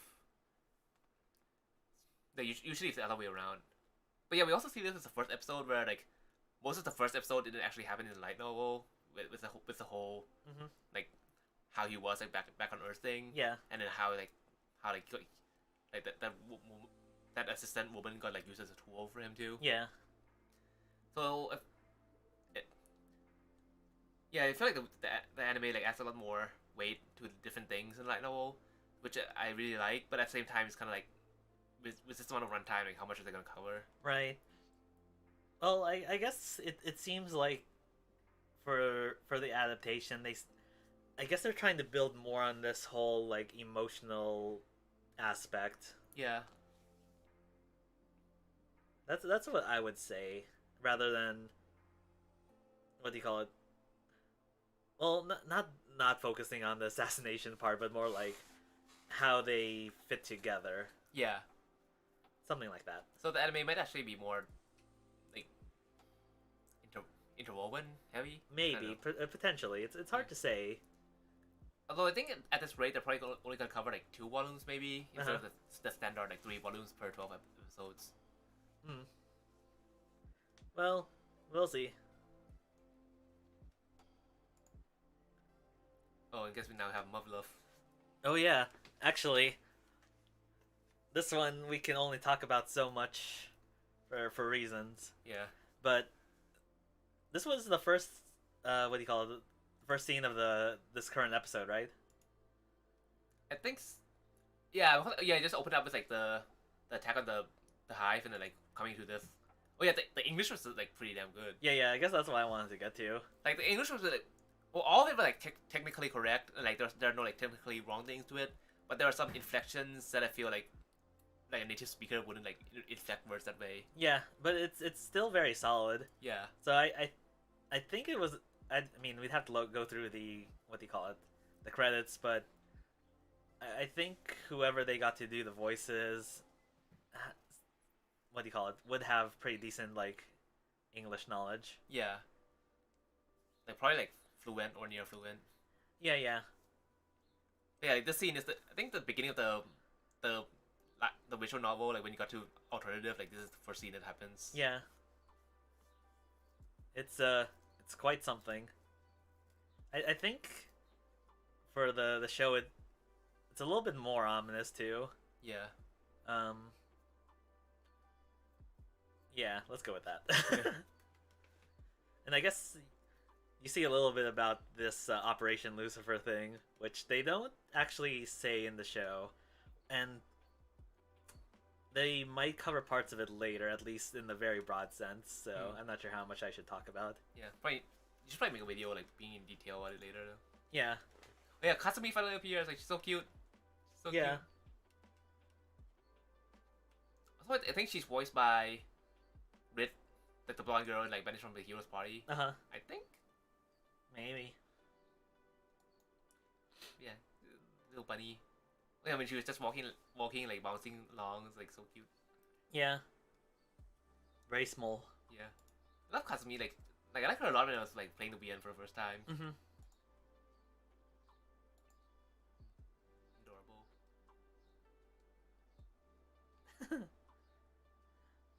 But anyway, where were we at? Guess at this point, if you're only watching the show, you don't really know too much about her. Yeah. I guess the only thing you might know or like gather from the show is that she's involved in Alternative 4 somehow.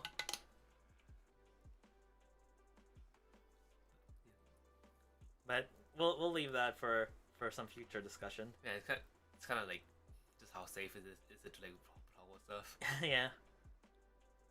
But yeah, just like future isekai knowledge, like predicting the routes of like the enemy attack and stuff. Mm-hmm.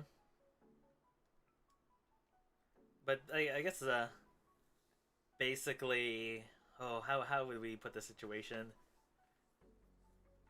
I guess it's to prove that he actually does have future knowledge. Yeah.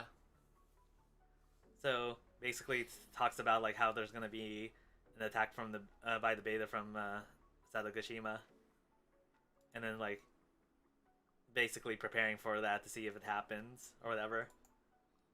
Sadogashima is the place that was overrun in the first episode, right? Yeah. So it's an island that was overrun. So I guess you technically don't see the hive during the first episode, but after it's captured by the beta, they erect a hive there. Yeah, I think the very end of the first episode like shows the hive like above the island. Oh, do they? I think I may be wrong. Okay.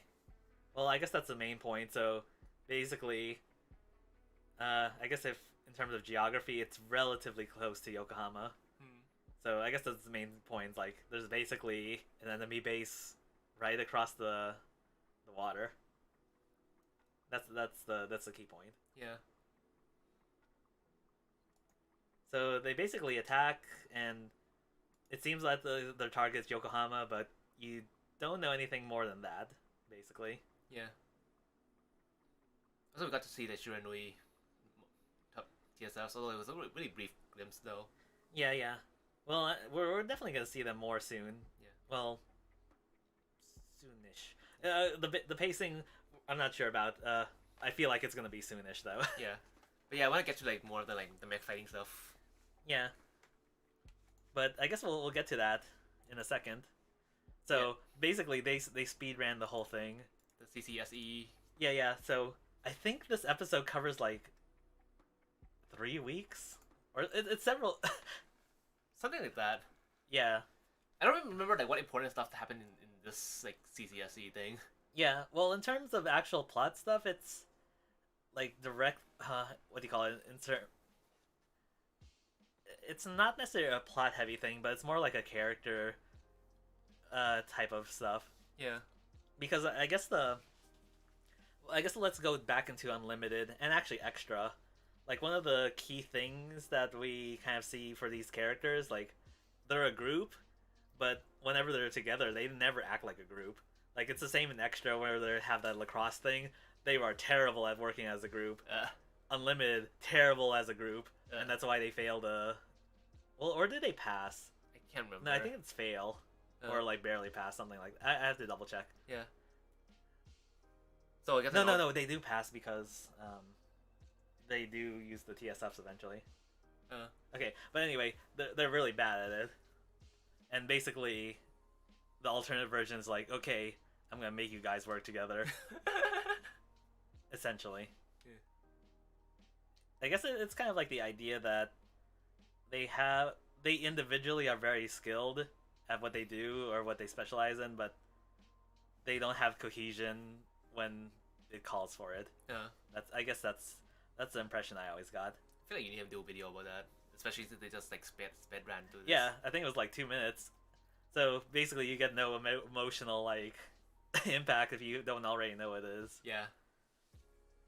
So like at the end where they're like cheering, like you don't quite get the what do you call it? The weight of it. Yeah, the weight, because yeah, in in Unlimited they made some really bad calls. Yeah. Yeah, let's go with that. I just remember people being dumb. I don't remember exactly what they did. I will say fuel container and rope. I know there was something about a rope bridge, but I don't know. I can't remember beyond that. Okay, we'll leave it at that for a future video. Anyway, but yeah, they speed ran this. I'm pretty sure they were like, okay, we need to get these guys and their TSFs right now. Yeah. Well, it's gonna be their trainers, but then, you know.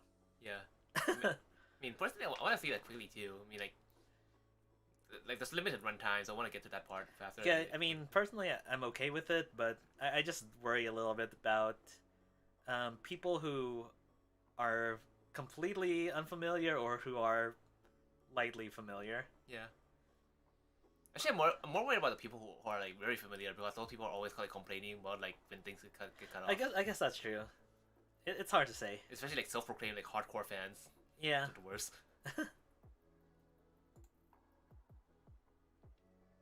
I guess, was there anything else we had to say about the Muv-Love? I guess that's the end of the episode. I think like they just cut it off like right after the CCSE. Yeah. So the next episode will probably start their actual training. Yeah. We might see them in. Would it be Gekishin? Gekishin, yeah. Yeah. Was the trainer, and then yeah, let's go with that. I think it's like Gekishin trainer, and then like after you get higher than that, you get to go on to the Fubuki, and then the Shiranui after the Fubuki. That sounds about right. I guess the Fubuki is kind of like a cross between like advanced trainer / like beginner soldier unit, right? Something like that. It's an Fubuki at least in this point in the history is an older model, I believe. Yeah. And then Shiranui's relatively new. Yeah. Okay. Anyway. We have 86. Which I guess in what do you call it? In terms of mood, it's similar-ish. I feel like Muv-Love has more of the whole like bleak world building stuff, but 86, I feel like it's way better in terms of like actual like heart wrenching personal stuff. Like both like well, we read the first two light novels because I haven't read more than that yet. Mm-hmm. But in light novels, it's like really hard, and then the anime itself is also like it just hits you in the gut like really hard on a personal level, which I feel it does better than Muv-Love. Mm-hmm. Like Muv-Love like goes deep. Well, 86 also goes really deep in the world building too, though.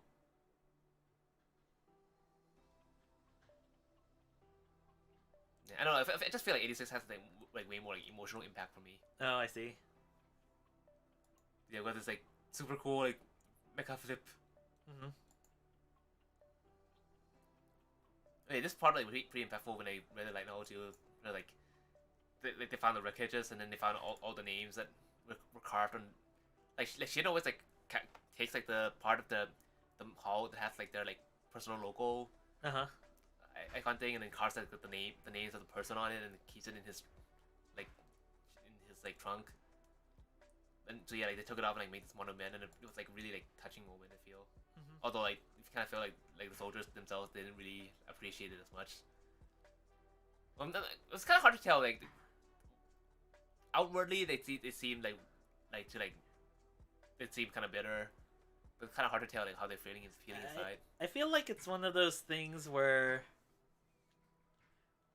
you have like you can have like two reactions, like kind of emotional reaction versus like let's call it a reasoned reaction, a logical reaction. Yeah.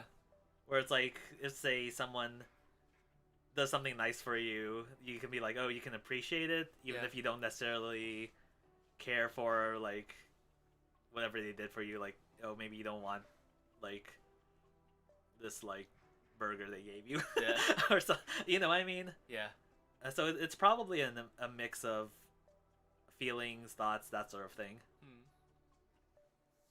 I guess for them it's kind of unneeded, but for me like as like a reader slash viewer, like it felt like a really like hard, like heavy. Right. Kinda. I guess it's kind of one of those things that you sort of see in real life too, because there's, I guess like say memorials in general, there's the aspect that has to appeal to the people related to those who fell versus the ones who survived, plus the general public, where it's like, you know, Yeah. that's how I would describe it.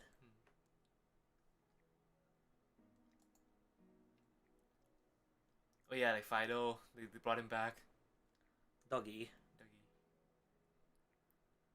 So I guess outwardly looks basically the same, but like it's only the core Yeah. thingy that's intact. Yeah, because like in here you see like his old shell like over there.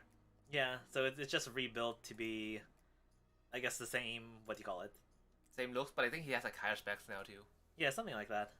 But yeah, Fido, I always feel emotional about him because like this loyal dogs like they follow them this whole time kind of thing. But also like that scene like the second to last episode of the first season where like it had like that montage like the song like hands up to the sky, like that song just like played long. It had that montage of like Fido's memories like playing back like for a long time, and then and it ended with like Fido getting blown up. Like that was like super like touching for me. It's like, man, even now every time I listen to that song it just feels so, just grabs my heart. Oh, I see. Oh yeah, this season needs more Sama no Hiroyuki. Well, I guess so far, those usually play during the, what do you call it, actiony parts. Yeah, but also like that intro song, hands up to the sky, and also the ending song, Avid. Yeah. They were both like produced by Sama no Hiroyuki too. Oh, I guess. Which I don't think the intro song and ending song for like the second season are related to him. I'm not sure though, but it doesn't. But I kind of feel like I need more Sama no Hiroyuki. Well, I guess with how the story is right now, they'll probably be bringing that more back in a little bit. Yeah. Because like I guess the past few episodes have been more like a transitionary type of thing. Yeah. Yeah, although I really missed like the first season's like opening song, like I love the one a lot. Like the new one's like also really nice too. You know? Kind of want to cover it. You could. Well, we need. I wonder what the legalities of like covering that kind of thing is. Yeah, how to give back his gun.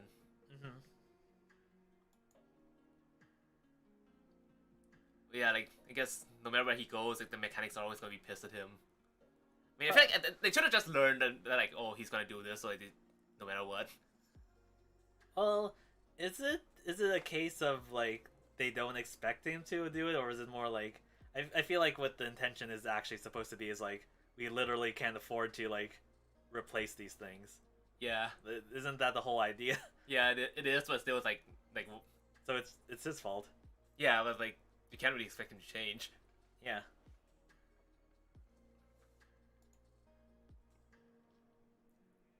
Yeah. Why do you hate mushrooms? Mushrooms are good. Okay.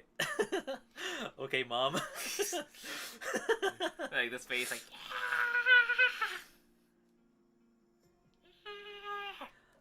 Remember this look. She's adorable. I need a figure of her. When are we gonna get a figure of her? I wonder. Yeah, like Eugene. They were laying this pretty thick. Like even since previous episodes, they're like, oh man, like they're raising so many death flags. Yeah. Although like for her, it's like, man, she took a picture and she looked like she knows that he's gonna die. Yeah. Like, are you sure she doesn't have future sight? She didn't say she had future sight, but yeah. I don't know. It feels like the way she acts, like, well, maybe not necessarily literally, like, can see in the future. Yeah. but can I think it's more like she's adept at like predicting the future. Rather. yeah. And well, it's also like this battlefield already has like a high casualty rate too, so I feel like this might just be her attitude towards like just everyone. It could be. But yeah, it's like it's pretty sad. Yeah. Especially like she's like this like kinky little girl and it's like oh, like actually like has a lot of heavy thoughts inside of her. Yeah, like Yeah. this feels so sad. Mhm. Oh, Jahi's. Guess we'll.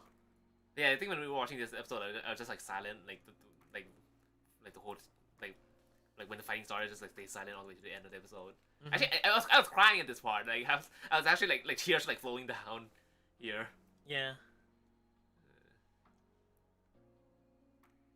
I guess there's only like one thing that happens after this part, where like that one guy, what would you call it? I don't remember. I don't know if he even has a name, but like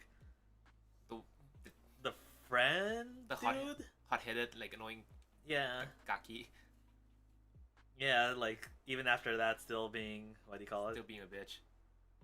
But it's that weird thing where it's like okay, we don't. I don't want to associate with you kind of people, but like, oh, but then it's also like, wait, why didn't you do more? Yeah. Like, and then like the CEO, I think it's probably the commanding officer, right? Or at least like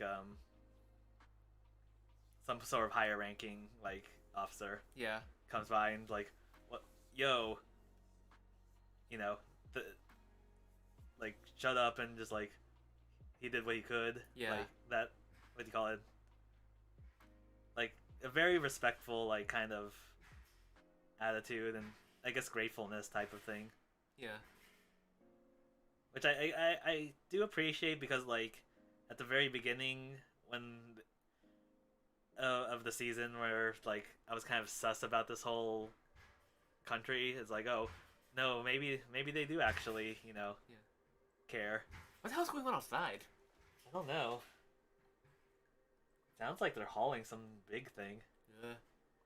Yeah, like shitty neighbors. Yeah. Oh yeah, maybe I have to discuss stuff with you related to that at some point. Okay. Okay, anyway. What was I gonna say? So, I do appreciate that sort of like thing. It's a very small part of the episode, but it kind of like, I feel like it reinforces that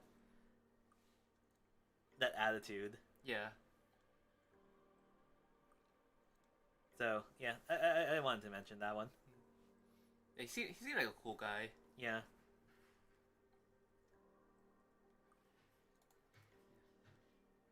He's got Jahi's. Wait. There's more sounds. Maybe it's from outside. Is it maintenance people? Maybe. Oh. Well, I guess we'll deal with it. Yeah. So, Jahi's. I think we're an episode behind still, right? Yeah. Yeah, the magical girl showed up again, and like Ukura Yui is like, "Oh, magical girl's so cool," and Jahi's like, "Bitch." Yeah. It's like, no, I'm even cooler. Yeah. And Ukura Yui is like so cute though. Yeah. She's very pure. Yeah. And I guess I'm still amused by how the people in this world just accept things. Oh yeah. It's like, oh, magical girl, I guess they are real. Sure. Oh, this Jahi, like, this like little brat like turns big all of a sudden. Okay, sure, fine, whatever. Yeah. It's cool. And then that's not just like the kids, like it's the adults too. Yeah. Like okay, anyway. Yeah, like Jahi being sad. And, like she's just being a corporate slave. Yeah. Like, Kaio no Ai, so I need a figure of her. Maybe. I need more Kaio no Ai in my life. Maybe. So this was her just abandoning her shift, right? Yeah. And Kaio's like, "Oh, but you're happy here, right?" And Jahi's just like, "Nah, bitch, no." This is what they always want to like make you think Yeah. at these companies. They're trying to brainwash you. Probably. Boss makes $1, I make a dime. That's why I shit on company time. Yeah. But anyway, I've definitely heard stuff where it's like I gotta keep how I put it. Yeah, let's go with that. Okay. But yeah, she's training the Mahou Shoujo, and she's like, man, this country just had this really weird like hero complex, martyr complex, where it's like, oh, I'm taking all the sacrifice on myself. Yeah, she's magical Jesus. Yeah.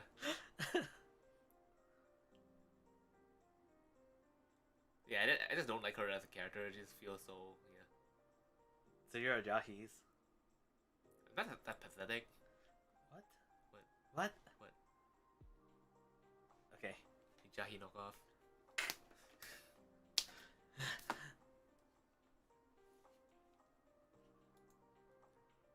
But yeah, she is, we'll call her broken. Yeah. Oh yeah, the other show, a meme. Oh, maybe we should have like arranged it differently then. Maybe. Yeah, we just started. It's only like 3 episodes in. Did we talk about any previous episodes? I don't think so. So I guess we could just talk about the everything so far. So I guess this is like nearish future Japan or whatever. I think it's like 40 years ahead of where we are. Well, like, that's when the war thing happens, but it could be a little bit further than that. yeah. But I guess basically Japan's like situation goes to crap, everyone invades. It's kind of like Code Geass, but except for like just one Britannia thing ruling Japan, is like everyone's like carving out their own like chunks of it. Well, yeah, there's at least 3, what do you call it? Factions that we know about. Yeah. But so like Oceania, Asia, and then like North America. Something like that. So I guess in this future it kind of makes it sound like power has been consolidated into more like, what do you call it? Larger political entities. Yeah. And then basically, I guess, would you call it occupation? I guess it's occupation. Yeah. And then I guess, yeah. So main character is basically going around salvaging, I guess, wrecked memes. Yeah, because like he found this half-built one in the hangar or something, so he's just like been getting parts like completed. Yeah, and then I guess for him it's just like he just wants to. Yeah, it's just more of a hobby, but then, Right. like, So it's not for like to show these like foreigners out. yeah, but he, of course, anime, so he gets like wrapped up in all sorts of stuff. Yeah, the definitely reluctant hero type of thing. Yeah.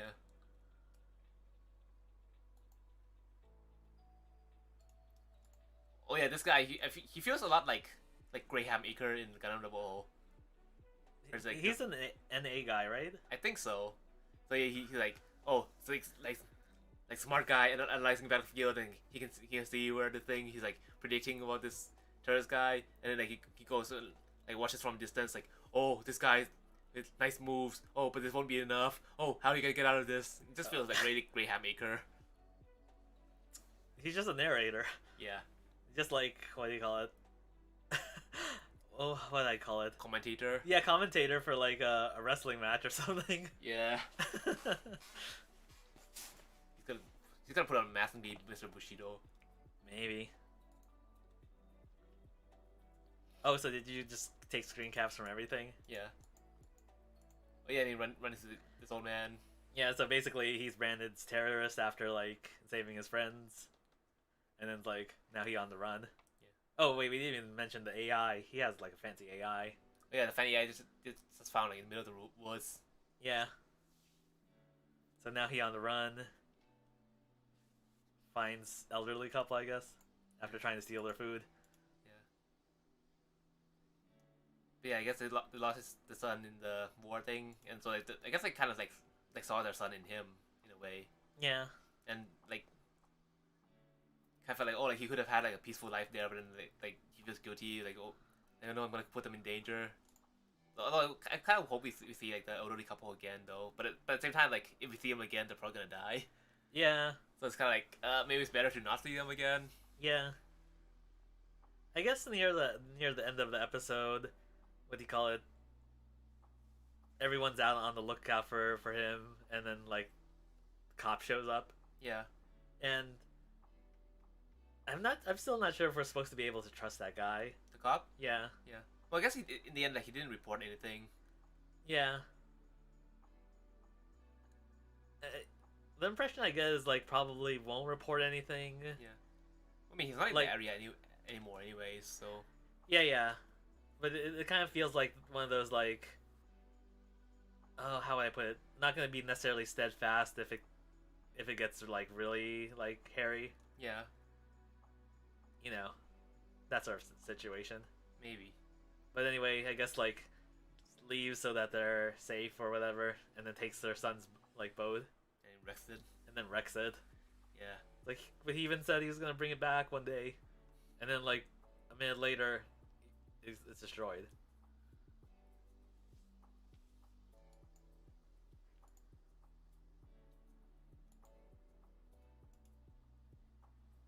Oh yeah, and the quintessential part where like gets surrounded and they have to be saved by like this other guy.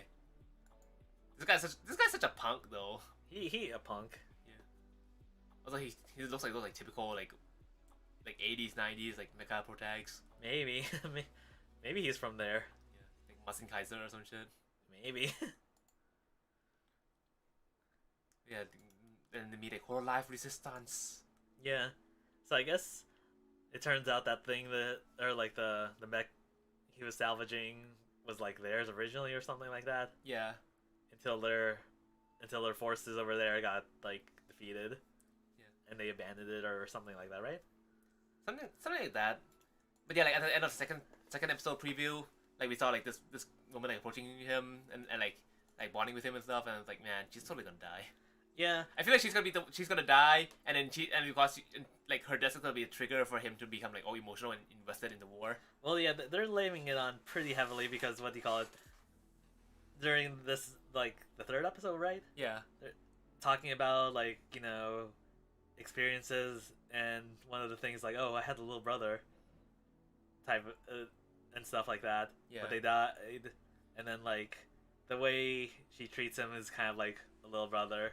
Yeah. And at the end of this episode, we see some faction. I don't know if we know who it is, right? Yeah, that's like the Mr. like black meme that we saw in the opening credits. Yeah, they're attacking like this base. Yeah. And then there's a very prominent shot of her where she's like, I think she's looking up at it. Yeah. Like, and that's basically the final scene of the episode. So it's like, Yeah, she's probably gonna die. yeah. Also, I feel like that black meme is probably like based on the episode preview. I think it's probably the same one that like killed the sniper guy's dad. Mhm. Probably. But like, they kind of felt like he recognized it. But I mean, Yeah, could be wrong. But I mean, that's how these kind of like foreshadowing usually goes. it kind of looks similar to like the main guys. It looks it looks like another like male-less type thing. Yeah, but anyway, I guess this is another case of are we potentially overthinking it? Yeah. But like the setting makes me think like this whole resistance is definitely being funded by some like one of the factions to like get a leg up. Oh, we got someone. Hey. Hello. But yeah, it seems sus about like the whole resistance thing and like how they managed to stay around for so long. But it's also like when every time we like the two of us like, come up with like, these like conspiracy theories or just like convoluted like predictions and stuff. It's like, is all this like a sign of some darker thing in the background, or is it a sign of the writer being lazy? Oh yeah, that is true. It's like, oh, have they been being like supported by all this? What do you call it? Outside things, or they just happen to be very good surviving? Yeah, like are they just gonna like hand wave it all? Yeah, like the part that comes to mind is like that punk ass other. Is he a main dude? Let's call him other main dude. The second pilot? Yeah. Yeah. It's like, yo, you idiot! Like we have stuff to protect us from satellite. Like that's why they haven't found us. Like that seems very sus to me. Yeah. That's incredibly sus. Like even nowadays, it's yeah. Maybe they have like a lead hacker or something. Yeah. Which I mean, I guess they could have their own, or they have someone doing that for them. Yeah. Also, like, how could a resistance group have like an R&D program to make it those mechs? Yeah, yeah. I mean, it's a common trope in anime, but it's kind of like, are they just gonna like hand wave it off and like, it's just that thing, or are they gonna be more realistic and be like, oh, it's actually because of this other like thing in the background? It's definitely one of those things that it could go either way because fiction. Yeah. Like the genius professor that makes that one weapon that's like 100 years more advanced than everyone else. Yeah. And they can build it by themselves without like a manufacturing plant. That sort of thing. Yeah. Anyway, I'll leave it there. I have a feeling we overthought this. Maybe. Oh wait, that actually reminds me of another goofy design thing. Go back. Yeah. Like, I can't go over the power buttons on all the joints. Oh, that thing? Yeah. Like, it just makes me want to press it. Like, can I disable it? It's not a power button! It's not? It's not a power button! Okay. Yeah, it's like, oh, it can boost that in its final form, but like, it looks mostly the same as before, though. Oh yeah, I guess it has more armor plating? Maybe, and I think that these yellow things at the back of the head, like, a little bit more pointy than before. But I'm not sure about the... And it got this, like, the pylons for the other weapons, but I'm not sure about anything else. It kind of made it sound like it's more like the equipment it has, because it was basically fighting barehanded. Yeah. I feel like that's probably the main thing. Yeah. But now he can be samurai. Yeah. Swords are always the strongest weapons. Yeah, obviously.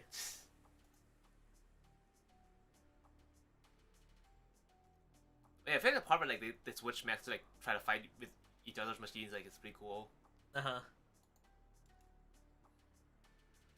Yeah, like, they don't make a good point where like, oh, like, in an emergency they won't necessarily be able to like get on their preferred mech, so it's better to like, get as much training in other things as possible. Yeah. But which is something that like, I don't see happen often enough in like mecha anime. Right. I guess, what do you call it? I guess you have two styles usually. What do you call it? If you like, I guess the typical one is you have like the very specialized units. Yeah. And then everyone has like one pilot to one of those. Yeah. But I guess and then you occasionally have the more realistic one where it's like you don't get like not every single person gets their like special like tailored thing.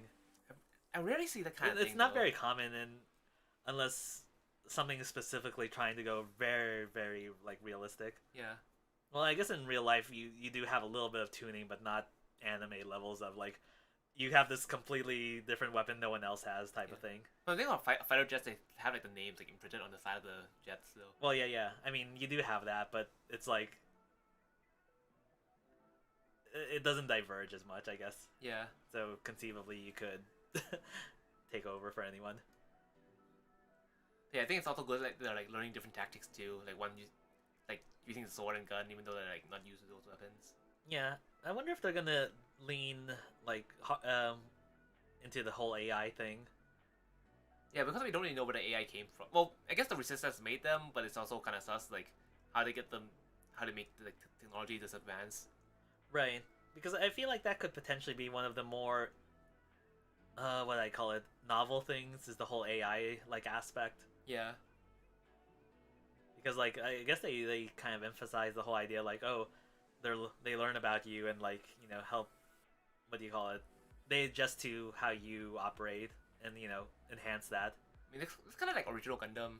Uh-huh. Except it wasn't sentient; it was just like a learning computer. Well, yeah. Well, I guess for that one, like they do mention it, but like when I see it on screen, like my thought is more like it seems like they're just getting better. Yeah. Versus like having, what do you call it, something that's a co-pilot, I guess. Yeah. So I feel like having them as a separate character makes, like, what do you call it, emphasizes that point more. Yeah, I think so. Yeah. Oh yeah, the mysterious like meme thing. Yeah. Seriously, is this a prototype or something like that? It looks so edgy. Yeah. I love it. Speaking of edgy. Now we got the opposite of edgy. Lita. I love her. like I really like the light novel series, but I'm really enjoying this anime adaptation a lot because like her faces and expressions and mannerisms and everything is just so cute, and like her voice acting too. So I feel like it makes it a lot more endearing and adorable. She, how would I put it? She in heat.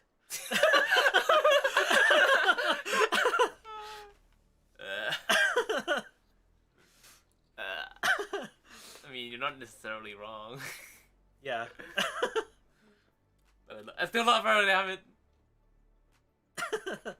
Okay. Yeah, I want to figure out her if they ever release it. With this face. Yes. With all her faces. 10 faces. Yeah. Wait, this guy like, man, he treats her completely differently than like the main guy. Like the main guy's just like cheap ass.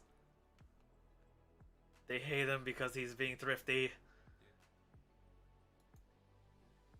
Maybe this guy needs to stop charging so much. Yeah. I just moving that like, and this so cute. Oh, this is really...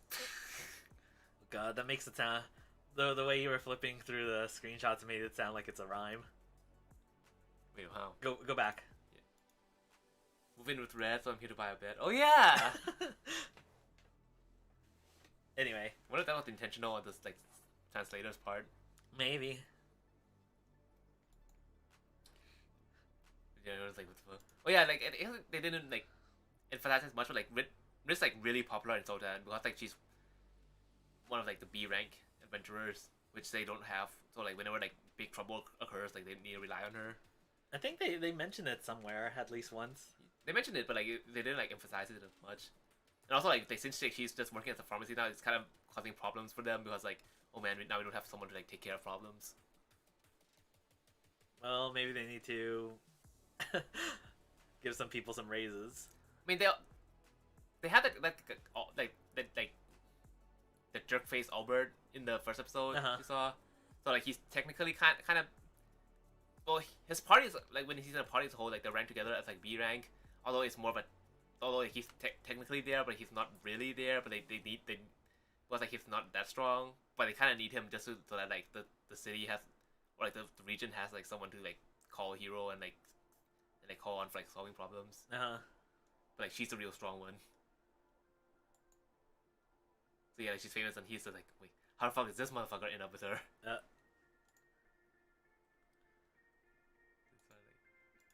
Like, yeah, like got a double bed, and like wimp.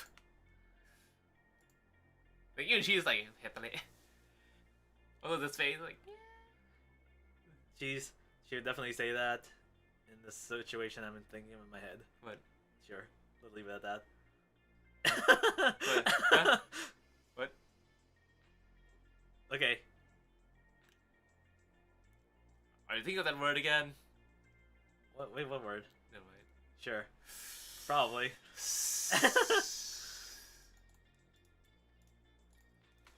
But yeah, we're getting more of that like the aspect of the world building that we like hear about the whole like blessings and stuff, and so like this boy like he got the bar brawler blessing, so he became like more aggressive and violent.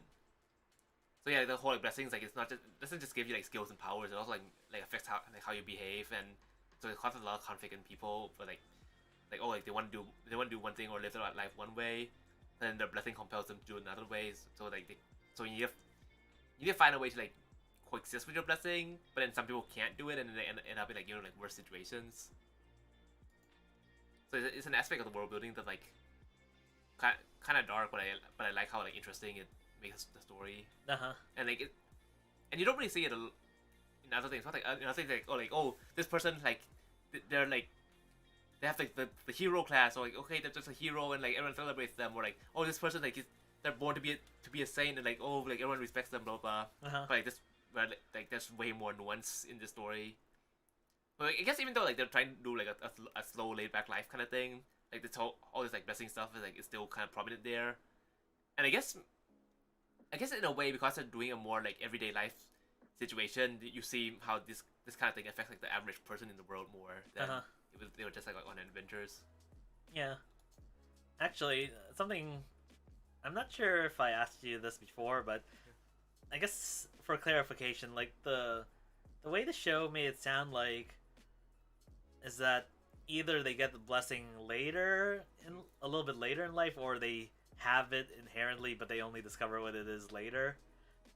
Yeah, I guess the main point is like they talk about how that bully kid changed, so it Yeah. kind of makes it seem like either they got it later and then they changed because of it, or they had it already and then once they discovered it was, then it activated or something like that. I think they already have it, but then like it awakens at a later point. Okay. It's like X-Men. Ugh. I don't know. Maybe. I don't know. Yeah, but I think everyone has a blessing like from birth. Okay. Okay, that's something I was curious about. Oh yeah, like they're trying to, then try to get like the drug approved, and like, oh, like this bureaucrat wouldn't let them. It's like, oh, easy solution. We just go higher than him. So just brute force the hell out of it. I don't know. That also seems sus. Yeah. That seems very sus. But like this guy. No. Going higher up. Oh. That's how you get some shady deals going. Maybe. I mean, they only managed to do it because like Rit's like famous, so she just had like a lot of pull with like all the higher ups. Yeah, well, I'm just saying like, it's so abusable. Yeah.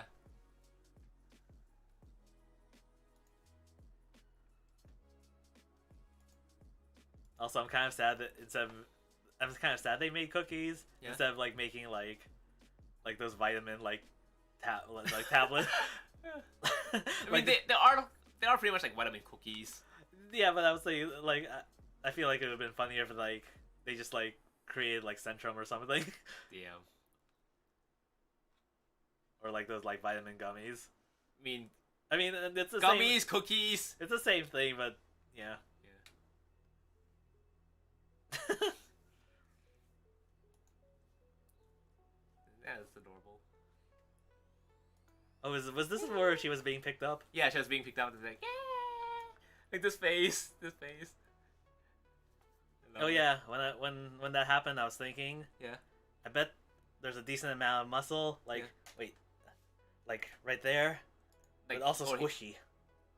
When she's like picking her up at the side. Yeah, like on her waist.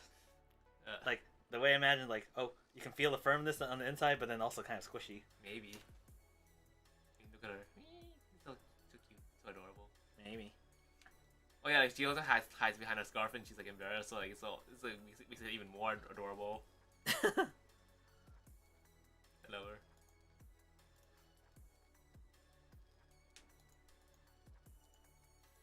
Oh yeah, I guess we see like glimpses of like the hero party. So yeah, like the other like stage guy like called like Red like useless, but then he's actually like the one that's like keeping the party together. So like I thought that emphasized like he's not like super powerful in a fight. Mm-hmm. Like doesn't have like overpowered abilities and stuff, but just out of like sheer competence and like planning and hard work, like he's what like makes the whole party like gel together, and it's falling apart without him. It kind of, I guess an analogy I was thinking of for this sort of thing, it's like if you have a group of like, what do you call it, skilled snipers or something, but then they don't have anyone to like bring them to their destination. Oh yeah, kind of like that. Like, so they're just derping around the desert. Like, they've been in the desert every time we see them. Yeah. Yeah. They've been drifting around there for a long time. Yeah. And like they keep running out of food. They keep getting lost. They can't get any shit together. Yeah, like the impression I'm getting is like literally the only thing they can do is fight. They can't do anything else on their own. Quite literally, yeah. Yeah. Yeah. So like all of the logistics is handled by Gideon. Yeah. Like these guys like they ain't shit without him. Yeah. Yeah, so they're breaking apart. Like everyone's like leaving left and right. Like Yarandala. Like she shows up in the past a few times. Like she's just like high elf, or I mean, there's different types of elves. Like I think she's a high elf. But where's the dark elves? In the dungeons. Anyway. Don't trust the elves. Oh my god. Never trust the elves. Yeah, but yeah, like you don't see her as much in the flashback because like she already left the party like pretty early after like Gideon did. Uh-huh. Because like she thought that Ares might have killed him, so like she just like beat the shit out of him. But yeah, from the glimpses I do get, I feel like she's really interesting and elegant and pretty powerful too. She was also there doing the whole like locker via like with like home country, like the defense things. Like she was like played a role there too. So like found her like a compelling character, and like I really want to see more of her. Even like I'm kind of hoping for her to show up again. Although like at the point I read up to, like she still didn't like get much screen time. Okay. Although so I thought of her as like intelligent and interesting, but then she's found out she's an Aqua. She's voiced by Amamiya Sora, which like makes me like, which like it's giving me like so many doubts. Like, oh my god, like is she actually intelligent or is she just useless? Oh my god. I mean, every character that Amamiya Sora voiced lately has been Aquas. They're all Aquas. Are they really? So she might be an Aqua too. Maybe. Yeah, I guess that's the last 5 here. So wait. Does she have an aqua butt then? Maybe. Wait, does Aqua have that big a butt? I feel like Aqua's like selling point is her butt. Maybe. Well, it's not an intelligence, obviously. I mean, she has very big boobs too, though. Yeah, but like the whole like thing is like, is there something down there? Oh. Maybe. See? See? Yeah. Okay. Anyway. But yeah, a lot of interesting shows this season that I like a lot. Yeah. Looking forward to them. I guess potential.